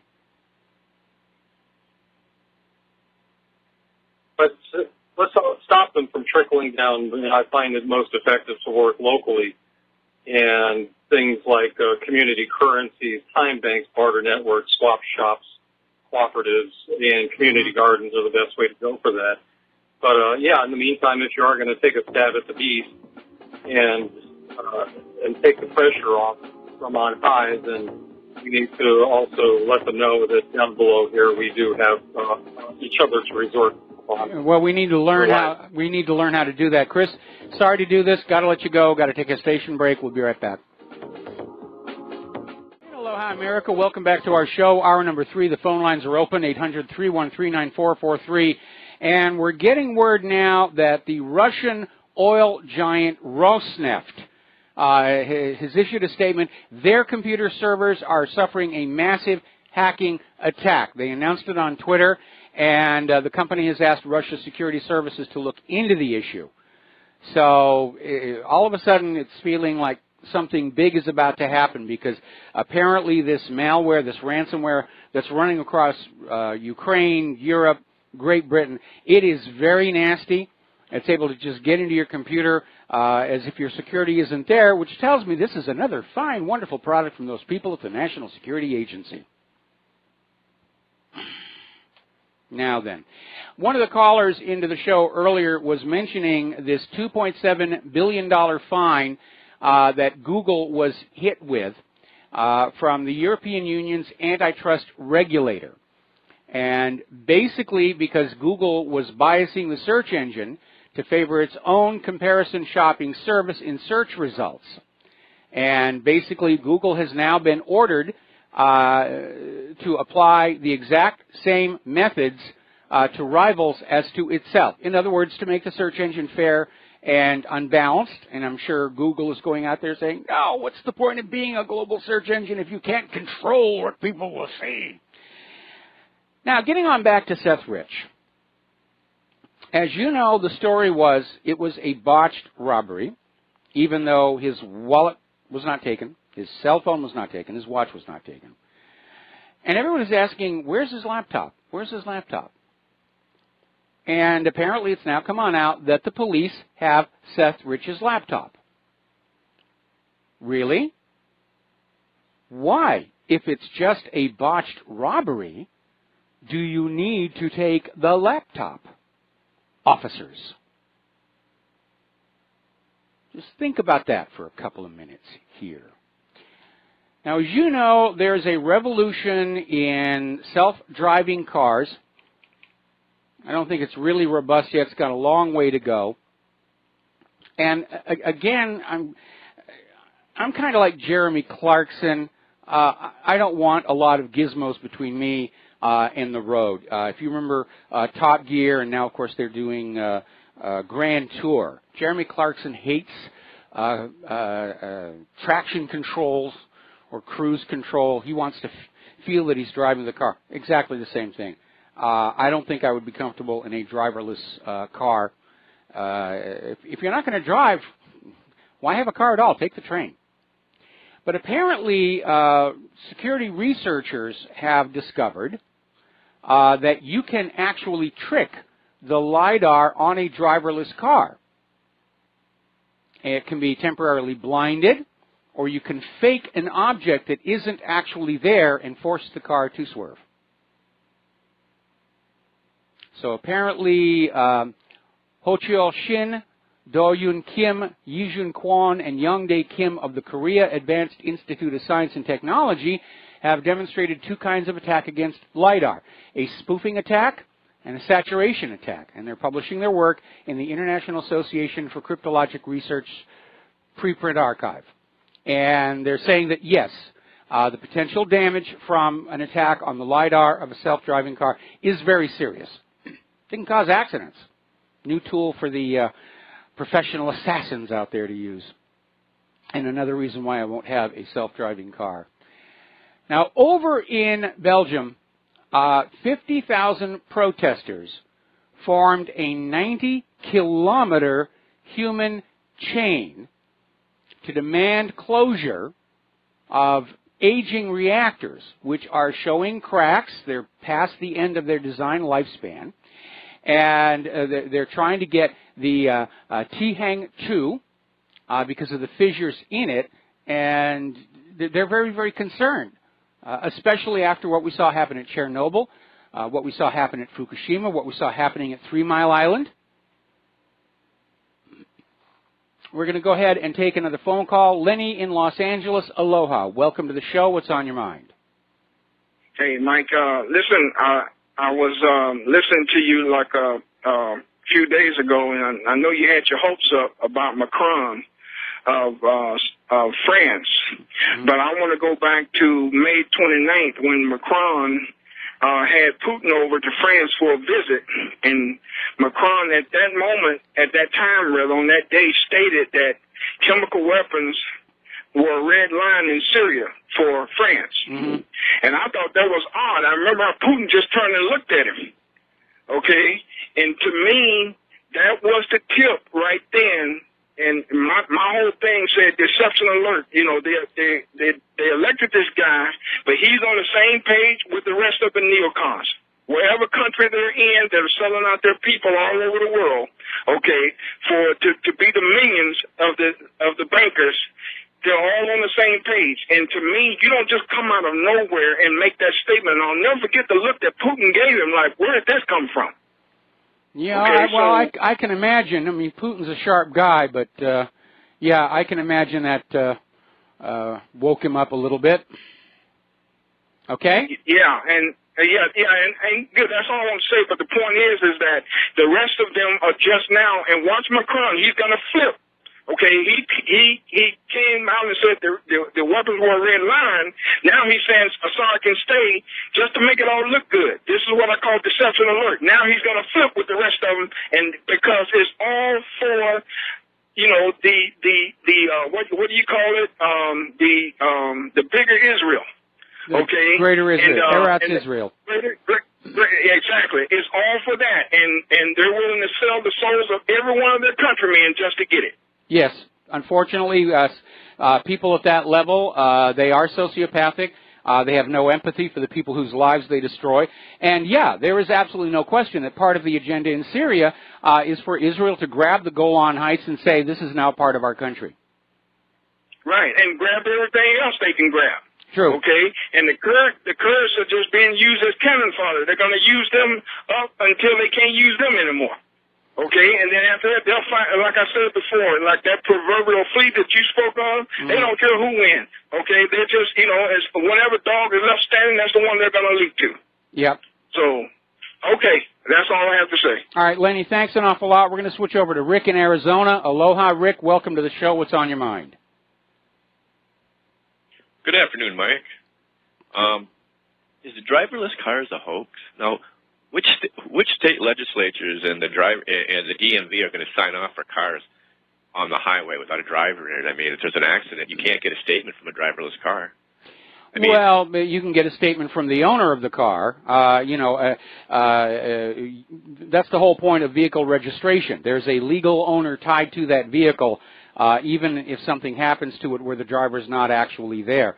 Now, they're not on the road all that much yet. It's still very much in the experimental stage, which is why this development about being able to spoof the LiDAR is of such concern. And I'm sure, as you know, the U.S. government is already using driverless trucks to bring munitions to the front line and so forth, and they use LiDAR. And so there's a possibility of an offensive or disruptive weapon being used against them based on this same principles.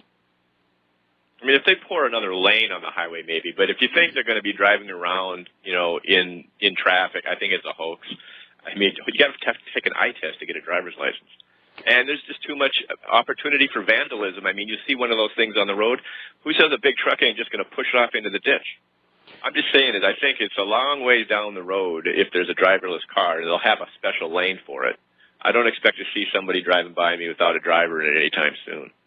Well, you may be right, and that's one way of dealing with the issue, but again, they're pushing forward with the technology, and it may be a passing fad, like 4K TVs or the Internet of Things, which is already starting to fizzle and fade there as well. Again, I would absolutely not be comfortable with a self-driving car. I'm not even all that comfortable with traction control. Right. Okay, Mike. Thanks a lot. Bye now. All right. Thanks an awful lot. And we're going to switch over to Dean in California. Aloha, Dean. Welcome to the show. What's on your mind? Hey, Mike. This weekend I went to the Red Pill Expo. It was amazing. So many speakers, but one guy who I did get to talk to was Lord Christopher Monckton. Mm-hmm. And he has data that, I mean, I tried to listen to everything he said a few times. The math was way over my head. Mm-hmm. But he has data that he's going to submit when he gets back to the UK that will squash this climate thing for good. And he says he's going to get back to the UK and submit his information and hope for the best. But I figured you'd like to know. Yeah, and I did get your email. I did get your email earlier, and Monckton's done a lot of really good work on all of this. And again, we have to be very careful because when the global warming people got into trouble, they rebranded as climate change, and you can't say climate isn't changing. The issue is what is controlling that climate change. Obviously, the sun, shape of the Earth's orbit, but they're still out there pushing this thing, and maybe they're still thinking they can get us to pay a carbon tax. Not going to happen. Or maybe they're just trying to build up buzz for Al Gore's new movie, The Inconvenient Sequel. And personally, I have absolutely no intention of ever seeing that because the first one was just nothing but garbage, nonstop, beginning to end. Nice. Hey, I was wondering also, next year if I go, I was wondering, is there a way that I could get some, like RBN cards that I could hand out? Because I asked a lot of people if they'd heard of RBN, and they were like, no, I haven't heard of it. But I did mention you to someone on what really happened, and they said, oh, yeah, I've heard of him. Mm-hmm. Well, I'll tell you what, when I let you go from this phone call, you talk to our control room guy, Mike, and give him your address, and I imagine that John Stebnell would be happy to send you some cards. Or push come to shove, you can just print up a few yourself if you're going to go back to that. But, yeah, absolutely. Please help spread the word for RBN and whatreallyhappened.com and for Michael, whatever his name is. Thank you, Mike. All right, thanks an awful lot. Okay, the phone lines are open again. Boy, doesn't it sometimes just amaze you how much of our life experience involves scams, fraud, cheating, lies? It kind of makes you want to value those few honest people you see that much more. And again, nothing new about that. Remember, I think it was Diogenes walking around with his lantern, I seek an honest man.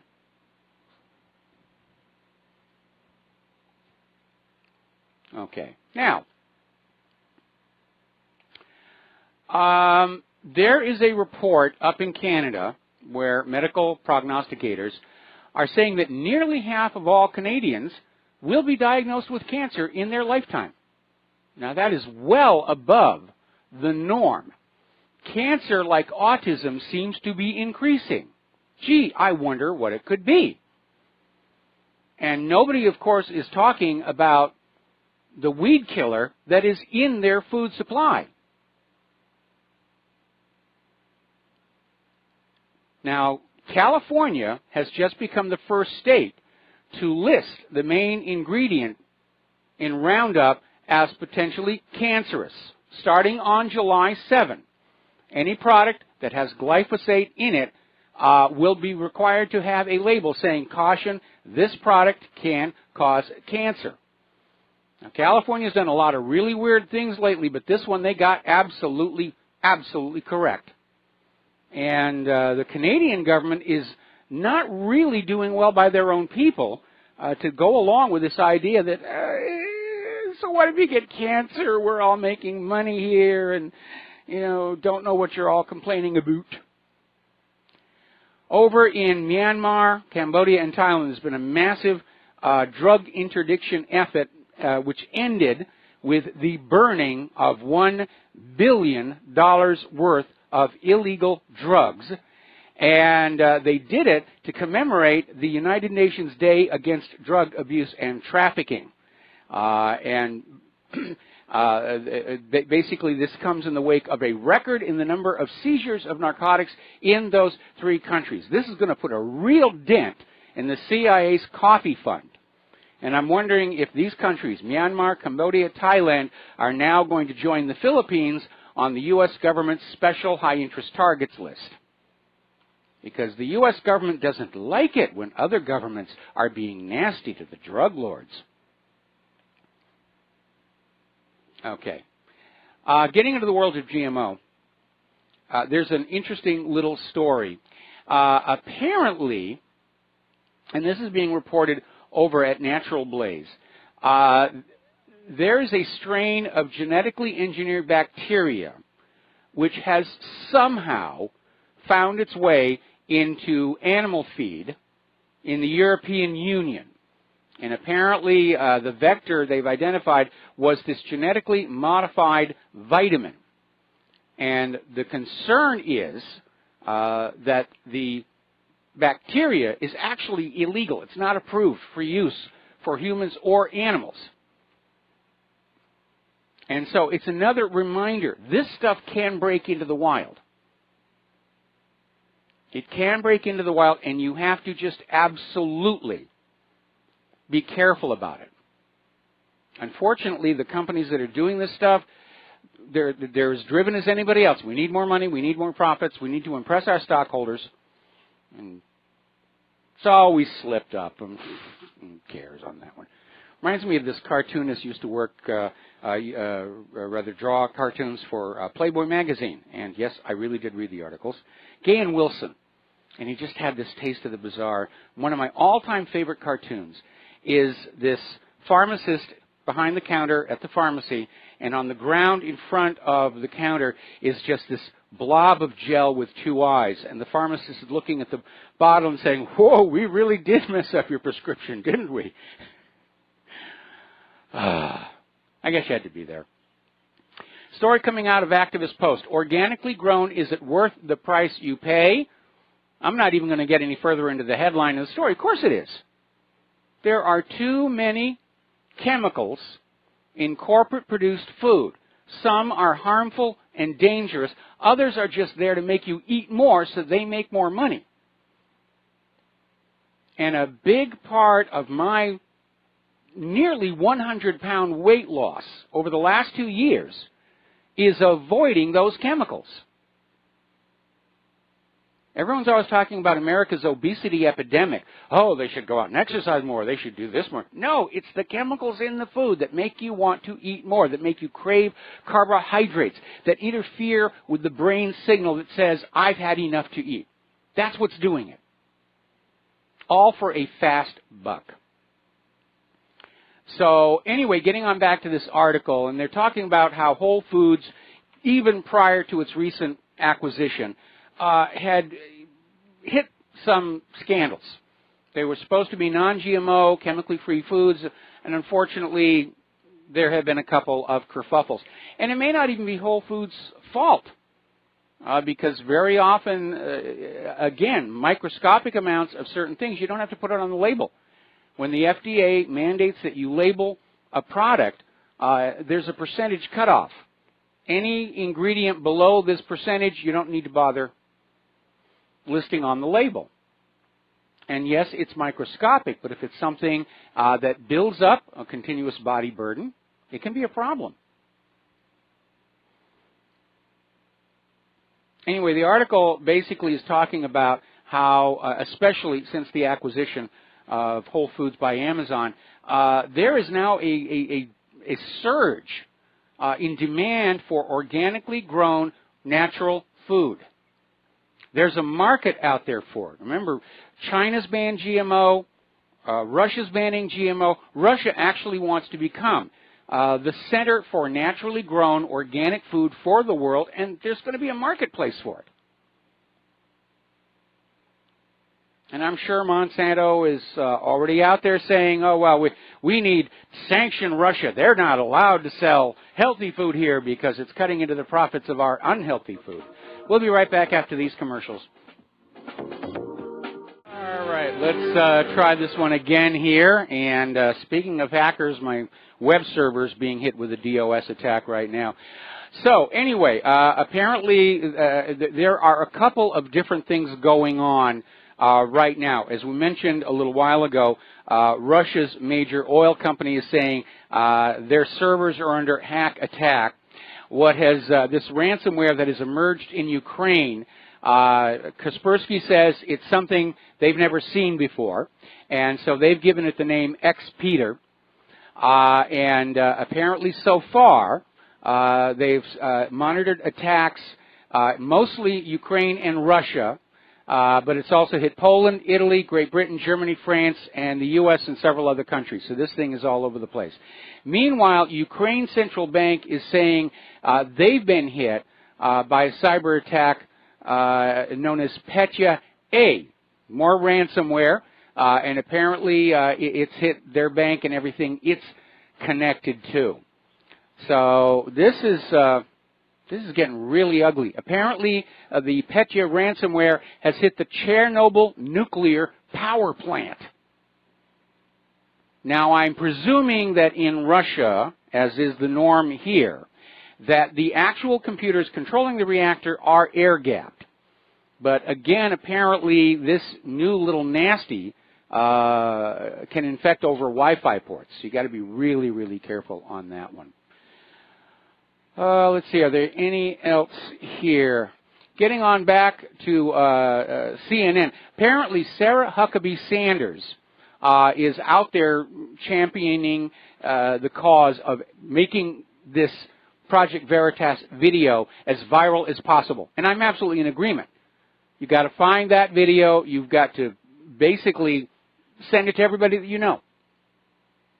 And put it on your social media. And CNN got caught lying big time. And we can't let them get away with that any longer. When you live in a nation where everybody in government and the media is lying to you, you have no idea what's going on. So we've got to do something about that. Now, remember that polio vaccine that paralyzed a bunch of kids in India? Well, the good news is they're about to give that exact same vaccine to 116 million African children.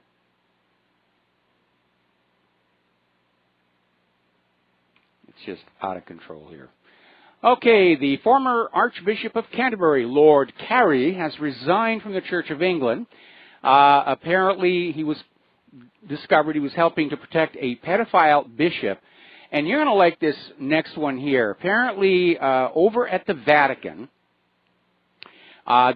promoter of justice, Gian Piero Milano, did a study and basically found there was, in his words, unprecedented amounts of child porn discovered in the Vatican.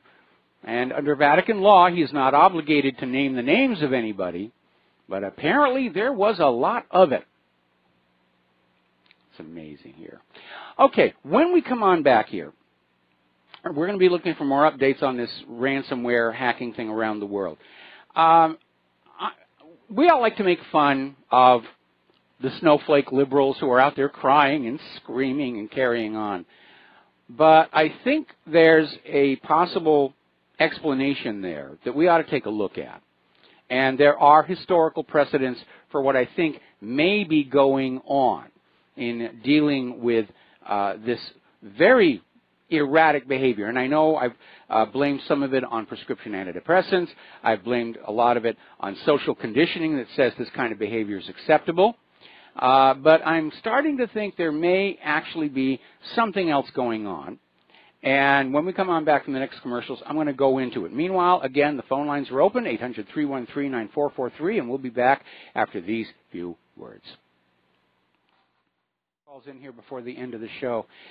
Apparently, they're making a lot of fun over Britain's aircraft carrier, which is still running on Windows XP, meaning somebody could win a battle with Control-Alt-Delete. And it's true, military technology is not always the latest and greatest. Sometimes they want to stick with something that's actually going to work, and I think that's really what's going on here. In my opinion, XP was the last really stable version of Windows to come out of Microsoft. I have two machines that are still running XP, including this Skype machine.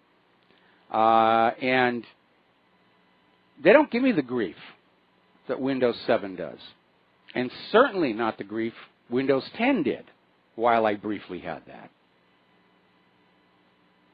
But anyway, apparently there was another media meltdown and a tantrum at the press briefing today, which is exactly why the White House doesn't want those televised anymore. I think the corporate media is realizing they are losing this contest over who's actually running the country. And, of course, it was never the job of the corporate media to be running the country, despite what Mika Brzezinski said earlier this year, that it's their job to control what you're thinking. No, it never really was. They just decided it would be cool if they could, and they could make a lot more money controlling what you think for the ultra wealthy, as it were. Let's see. Story coming out of Investment Watch blog. Illegal immigration does hurt our economy. The Supreme Court was absolutely right on reactivating Donald Trump's travel ban. And, of course, the liberal Democrats, the open border people, they're having a total meltdown, including the liberal media. Oh, this is horrible. This is terrible. This is... And everybody's saying, just shut up, please. We've had enough of this thing. Let's see. Megyn Kelly ratings continue their downward spiral here. And more flashback from that Grenfell Tower. Apparently, now the residents are complaining of ill treatment. Oh, and by the way, there's been another fire over there as well. We're going to take some phone calls here. Mark in Georgia, aloha. Welcome to the show. What's on your mind? Yes. I heard some people mentioning Lindsey Williams, and I think I mentioned this to you a while back. Dr. Strange of Henry Kissinger back in the 70s after the gold window was closed, and we were trying to find a way to continue to profit. Well, I mean, not me, not you. I mean, the dark powers who didn't bother to tell us. Oh, by the way, part of the deal, according to Lindsey Williams, which makes sense, was we had to obstruct our domestic oil production in order to get other countries to agree to this. And, basically what Lindsey Williams said was, once we get to the point where the petrodollar collapses, we're no longer held up by that when people say, oh, well, screw the petrodollar, which from what I recall, I'd like to see that actual leaked email reportedly. Now, I say that because when I use the word like reportedly, meaning this is what I'm hearing, it makes sense, but I haven't vetted this out yet, is that one of Hillary's email says that the real reason why we invaded Libya, which is consistent with other reports I was hearing on the Internet, was that Libya was coming out with a gold-backed monetary system, like the founders intended us to have. Yes. And like I say, I have yet to see that email myself, but I'm going to say that, that is more than plausible in my way of looking at things. Yeah, I've actually seen the memo. I've seen the memo on that where they're expressing concern about a gold-backed currency being a threat to U.S. economic hegemony in the region. So that definitely was real. Now, as far as the petrodollar deal is concerned, another reason for them to cap the wells at Gull Island is we couldn't burn it all up ourselves, and we did not want to sell to other countries because part of the petrodollar deal to get these Middle Eastern oil-producing nations to go along with it was we were going to say, we're not going to compete with you. We're going to make sure that all these people are coming to you for their oil. Right. And that along with, that's what I hear, there's what I believe. What I've heard repeatedly is that there was technology for very high, thermodynamic efficiency engines, unlike the technology we have today. Now, we've had a lot of advances, but at the same time, you don't have anywhere near the thermodynamic efficiency that may well be available if technology were not, if you read the Constitution, it says to promote useful arts and sciences. That's why we have copyrights and patents, not to suppress technology. And so one thing I maintain is one thing we really need to press to people is that there's competitive capitalism and then there's monopolistic capitalism on the other pole, and between the two is oligarchy. And that's what we have is stifling of competition. Yes. And I maintain that stifling competition is not the system we're supposed to have. We have essentially everything the founders warned us against. Yes. So I do encourage people to be critical about everything because, I heard reports that Huma Abedin had released nude pictures of herself, and I looked all over finding them, dreading the prospect of, okay, so what if I find pictures of Huma Abedin naked with Hillary? So wait a minute, take the good with the bad. Yeah, well, I was going to say, you'll probably get a virus on your computer if you find that sort of thing out there. It's a complicated issue, the whole petrodollar deal. And you're right, it all came about because Richard Nixon ended gold convertibility of the Federal Reserve note, but he didn't really have a choice because the Federal Reserve is not, in fact, a part of the government, answers to no government authority. They don't even pay taxes other than the tax on the property their banks sit on, and they just printed up Federal Reserve notes and sent them to other countries and said, send us your manufactured goods and agricultural produce. And then when France said, we want to cash in these paper notes, Nixon looked in the vaults and said, there's nowhere near enough gold. And that's where that started. That, in turn, led to the petrodollar deal. Now we've had decades of the petrodollar deal. Now other nations are getting sick and tired of the petrodollar deal, and that is a big part of our current rush to war. The U.S. government is desperate to drag the earth back to the glory days of Bretton Woods, where everybody is enslaved to the U.S. Federal Reserve note, and nobody's allowed to use any alternative form of currency. Well, one thing I thought was interesting was when I looked at the word plutocrat. Yes. Pluto is the counterpart to Hades, and the word Hades, you look in the Bible, the word Hades is translated as hell. So really, the term plutocrat literally breaks down to the reign of hell, and that's where they're taking us. And I understand, I respect that you're an atheist, or somehow you sound like spiritual, not religious, and I respect that because Claire says that about me all the time. I'm nauseated. But like I say, you do sound like you have a certain respect there. The problem is that people abuse religion to further their own political agendas, and that's where I warn people is, so like I called this guy, Al Cuffett, he used to be with the Joint Chiefs of Staff or something. And he was rabidly King James only. That's why I came up with a thing about calling him a mute donkey, 2 Peter 2:16, King James Version. Yes, that translates to dumbass in the King James. But anyway, Mark, I hate to cut you off, but we got a bunch of callers waiting on the line. We're running out of time on the show. Oh, I got you. God bless. All right, thank you very much. Here, we're going to switch over to Fred in Pennsylvania. Aloha. Welcome to the show. What's on your mind? Hi. I want to get to the point, and I want your reaction, and I won't say that much, but I want to get your reaction to why these things are happening. First of all, I've noticed that there's this militarization of police, and everyone has noticed that. And then when that got to be, like, on Time Magazine and the biggest issue, then all of a sudden we were distracted by some terrorist attacks. I noticed something got in the way of discussing the militarization of police.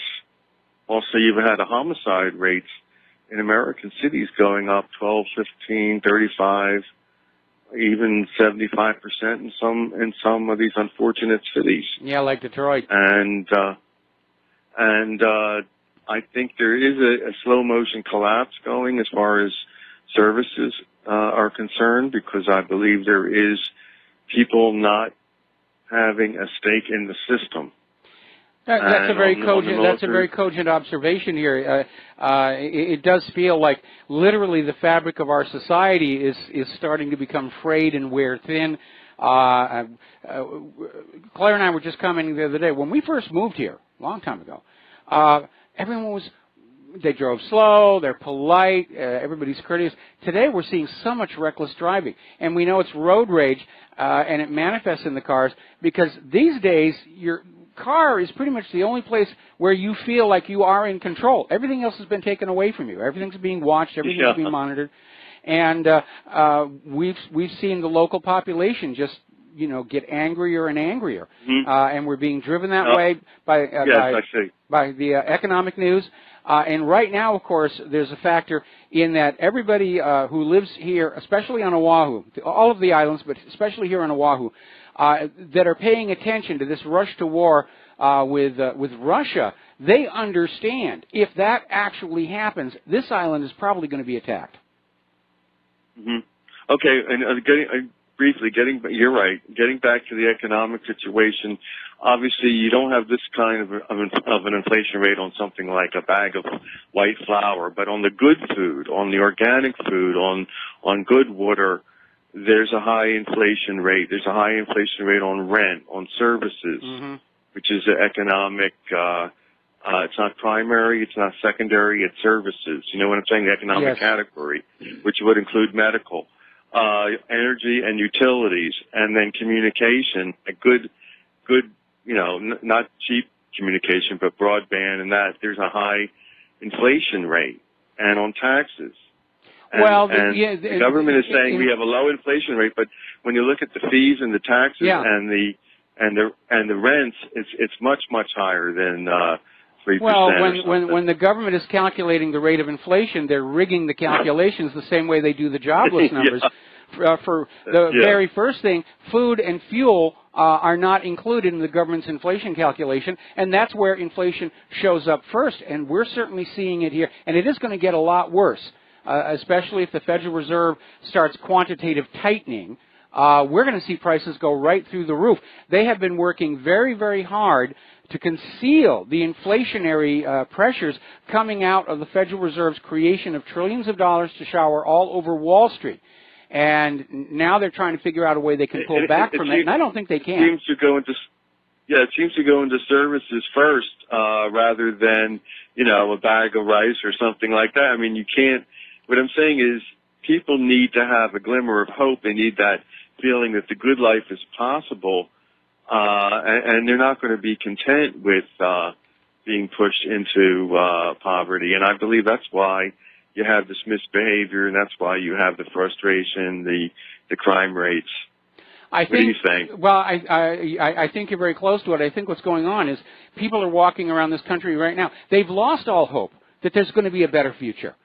Everybody looking forward, all they're seeing is more debt, more taxes, more war, more death, It's very, very and bad hard. leadership. And bad leadership, especially more bad leadership. I got to go. Okay, you got to go. Thanks an awful lot. And we're going to switch over to James on the Big Island. Aloha. Welcome to the show. What's on your mind? I was calling for Michael. Yes. And I'd like to talk to you. I really don't want to talk on the air. Oh, okay. Well, then we're going to let you go off the air here. And Mike. I'd like to put me on to your secretary. I'll give her or him my phone number. Okay, Mike in the control room will take care of that, and we're going to talk with Dan in Hawaii. Aloha, welcome to the show. What's on your mind? Thank you. I enjoy the show. I listen every day. Thank you. I had a question for you. The question is, do you have any information on the effects of Fukushima in the waters around the Hawaiian archipelago, specifically, if possible, the Big Island? Well, no, I do not, because my radiation gear it will not work in water, and it will not detect alpha radiation. So I've been doing airborne monitoring, and, of course, we did get a huge spike after the accident happened. It's been low for a while. Now it is very slowly starting to trend up. Mostly because that Pacific gyre current carried the radiation north of us here in Hawaii to the west coast of the United States, and now the back circulation is bringing it in through here. But I would imagine that you might be able to find a radiation meter and just check it for yourself, because obviously I'm on Oahu, so anything I do here may or may not apply to the Big Island. Okay, one more question quickly. Yeah. What do you think about the, you know where Hilo is? We have family there. Oh, okay. Well, you know, what do you think about Hilo in terms of being a target? I don't see Hilo being a target for what, attack? Yeah. Oh, yeah. No, I don't see Hilo being a target. The only thing that's militarily important on the Big Island is there is a training ground that's in that hollow between Mauna Loa and Mauna Kea. Pahakaloa. What? That's Pahakaloa. Yeah, yes, you're right. That's really the only thing they have on the Big Island. Pretty much all the military is concentrated up here. I know they've got radar stations on most of the islands. But the majority of the assets are right here on Oahu, which is why we're very nervous about this rush to war. Yeah, me too. Okay, thank you very much, Michael. All right, thank you. And we're going to start with Peter in Dallas, and I'm probably going to have to take you through the commercial break. What's on your mind? Hi, Michael. From my point of view, I'm with you that perhaps the greatest service anyone can do is to point out the harms of fractional reserve banking. And I think that the discussion needs to start to include alternatives, because if the whole thing comes down, we need to be educated. We need to have to go to a different system. So I would just like to make one observation concerning money. What is money? If I owe you $50 and I give you my bike, you may not want the bike. But if I give you a gift card to Home Depot, you may very well take that. And the reason why you would take that is not because they have any gold in their vault, but because they have chainsaws and drywall and lumber. So I think a currency has value based on what that economy produces, and that's the real value of a currency. What can you buy with it? What does that economy produce? So well, you've hit the nail on the head. Okay, the reason why more and more countries are turning away from the U.S. Federal Reserve note, if you're trading for the yuan, you can take the yuan to China and get manufactured goods. If you're taking the ruble, you can go to Russia and get safe, healthy food to eat. If you take a Federal Reserve note and you bring it to the United States, about all that you can buy for it anymore are weapons, and they don't work very well. So, I mean, you're exactly right. Ultimately, the currency is an expression of what the country produces. Okay, we got to take a break for commercial. Back with the last segment of our program after these few words. And And aloha. Welcome back to the show. We're going to take one more phone call, then I got a couple of updates on some important stories. Mateus in Canada, aloha. What is on your mind today? Aloha, snack bar. I'm going to get into the habit of calling in later because I have such unrelated topics. You mentioned a while ago that AI or robots could possibly wipe us out with some malfunction, and I wanted to add to that they could also wipe us out without any malfunction. They could have the logic that it would be like a compassionate killing or almost an assisted suicide, because if the robots don't have an appreciation for the higher values of humanity, like the more subtle things such as creative expression and self-improvement through making mistakes and learning from them and spirituality, if they just saw it in a face value, they might think, well, you know what, there's so much misery, let's save them from all the future generations of misery and just take us out that way. Kind of a funny idea. Well, it is a funny idea. Anyway, I'm going to let you go because I got a couple of things I need to hit before the end of the show, so thank you very much for the phone call. We are hearing that this virus is really, it's going global, and it's infecting companies all over. I'm looking at this thing here. Apparently, the company that hosts the email account which the ransomware asks you to contact has closed the account, meaning if you get hit with this ransomware, there's no way to get your files back.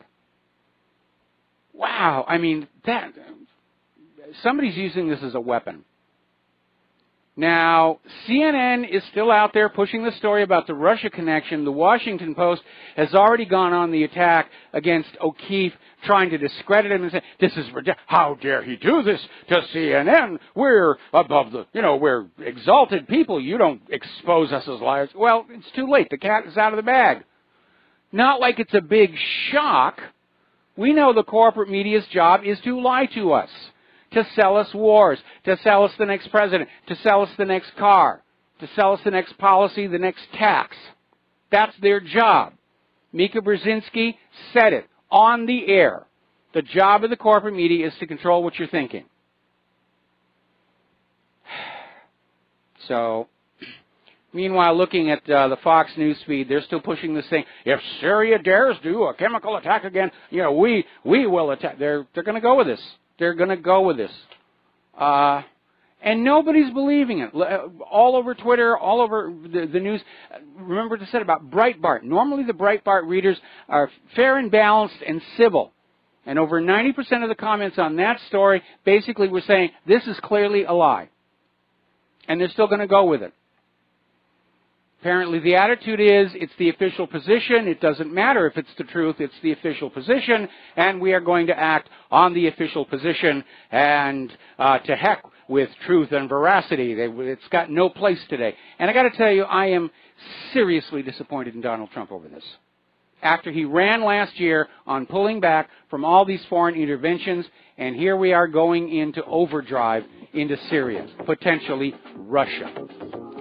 All right, that's the music. Time for me to get out of here and get something useful done with the rest of the day. We'll be back tomorrow, Wednesday, here on the Republic Broadcasting Network. Until then, please share what you find on the website and at the radio show with everyone that you know. Especially, get on out there. CNN got caught lying. There's nothing to the Russia story. They admit it's a hoax. We'll be back tomorrow. Aloha, America.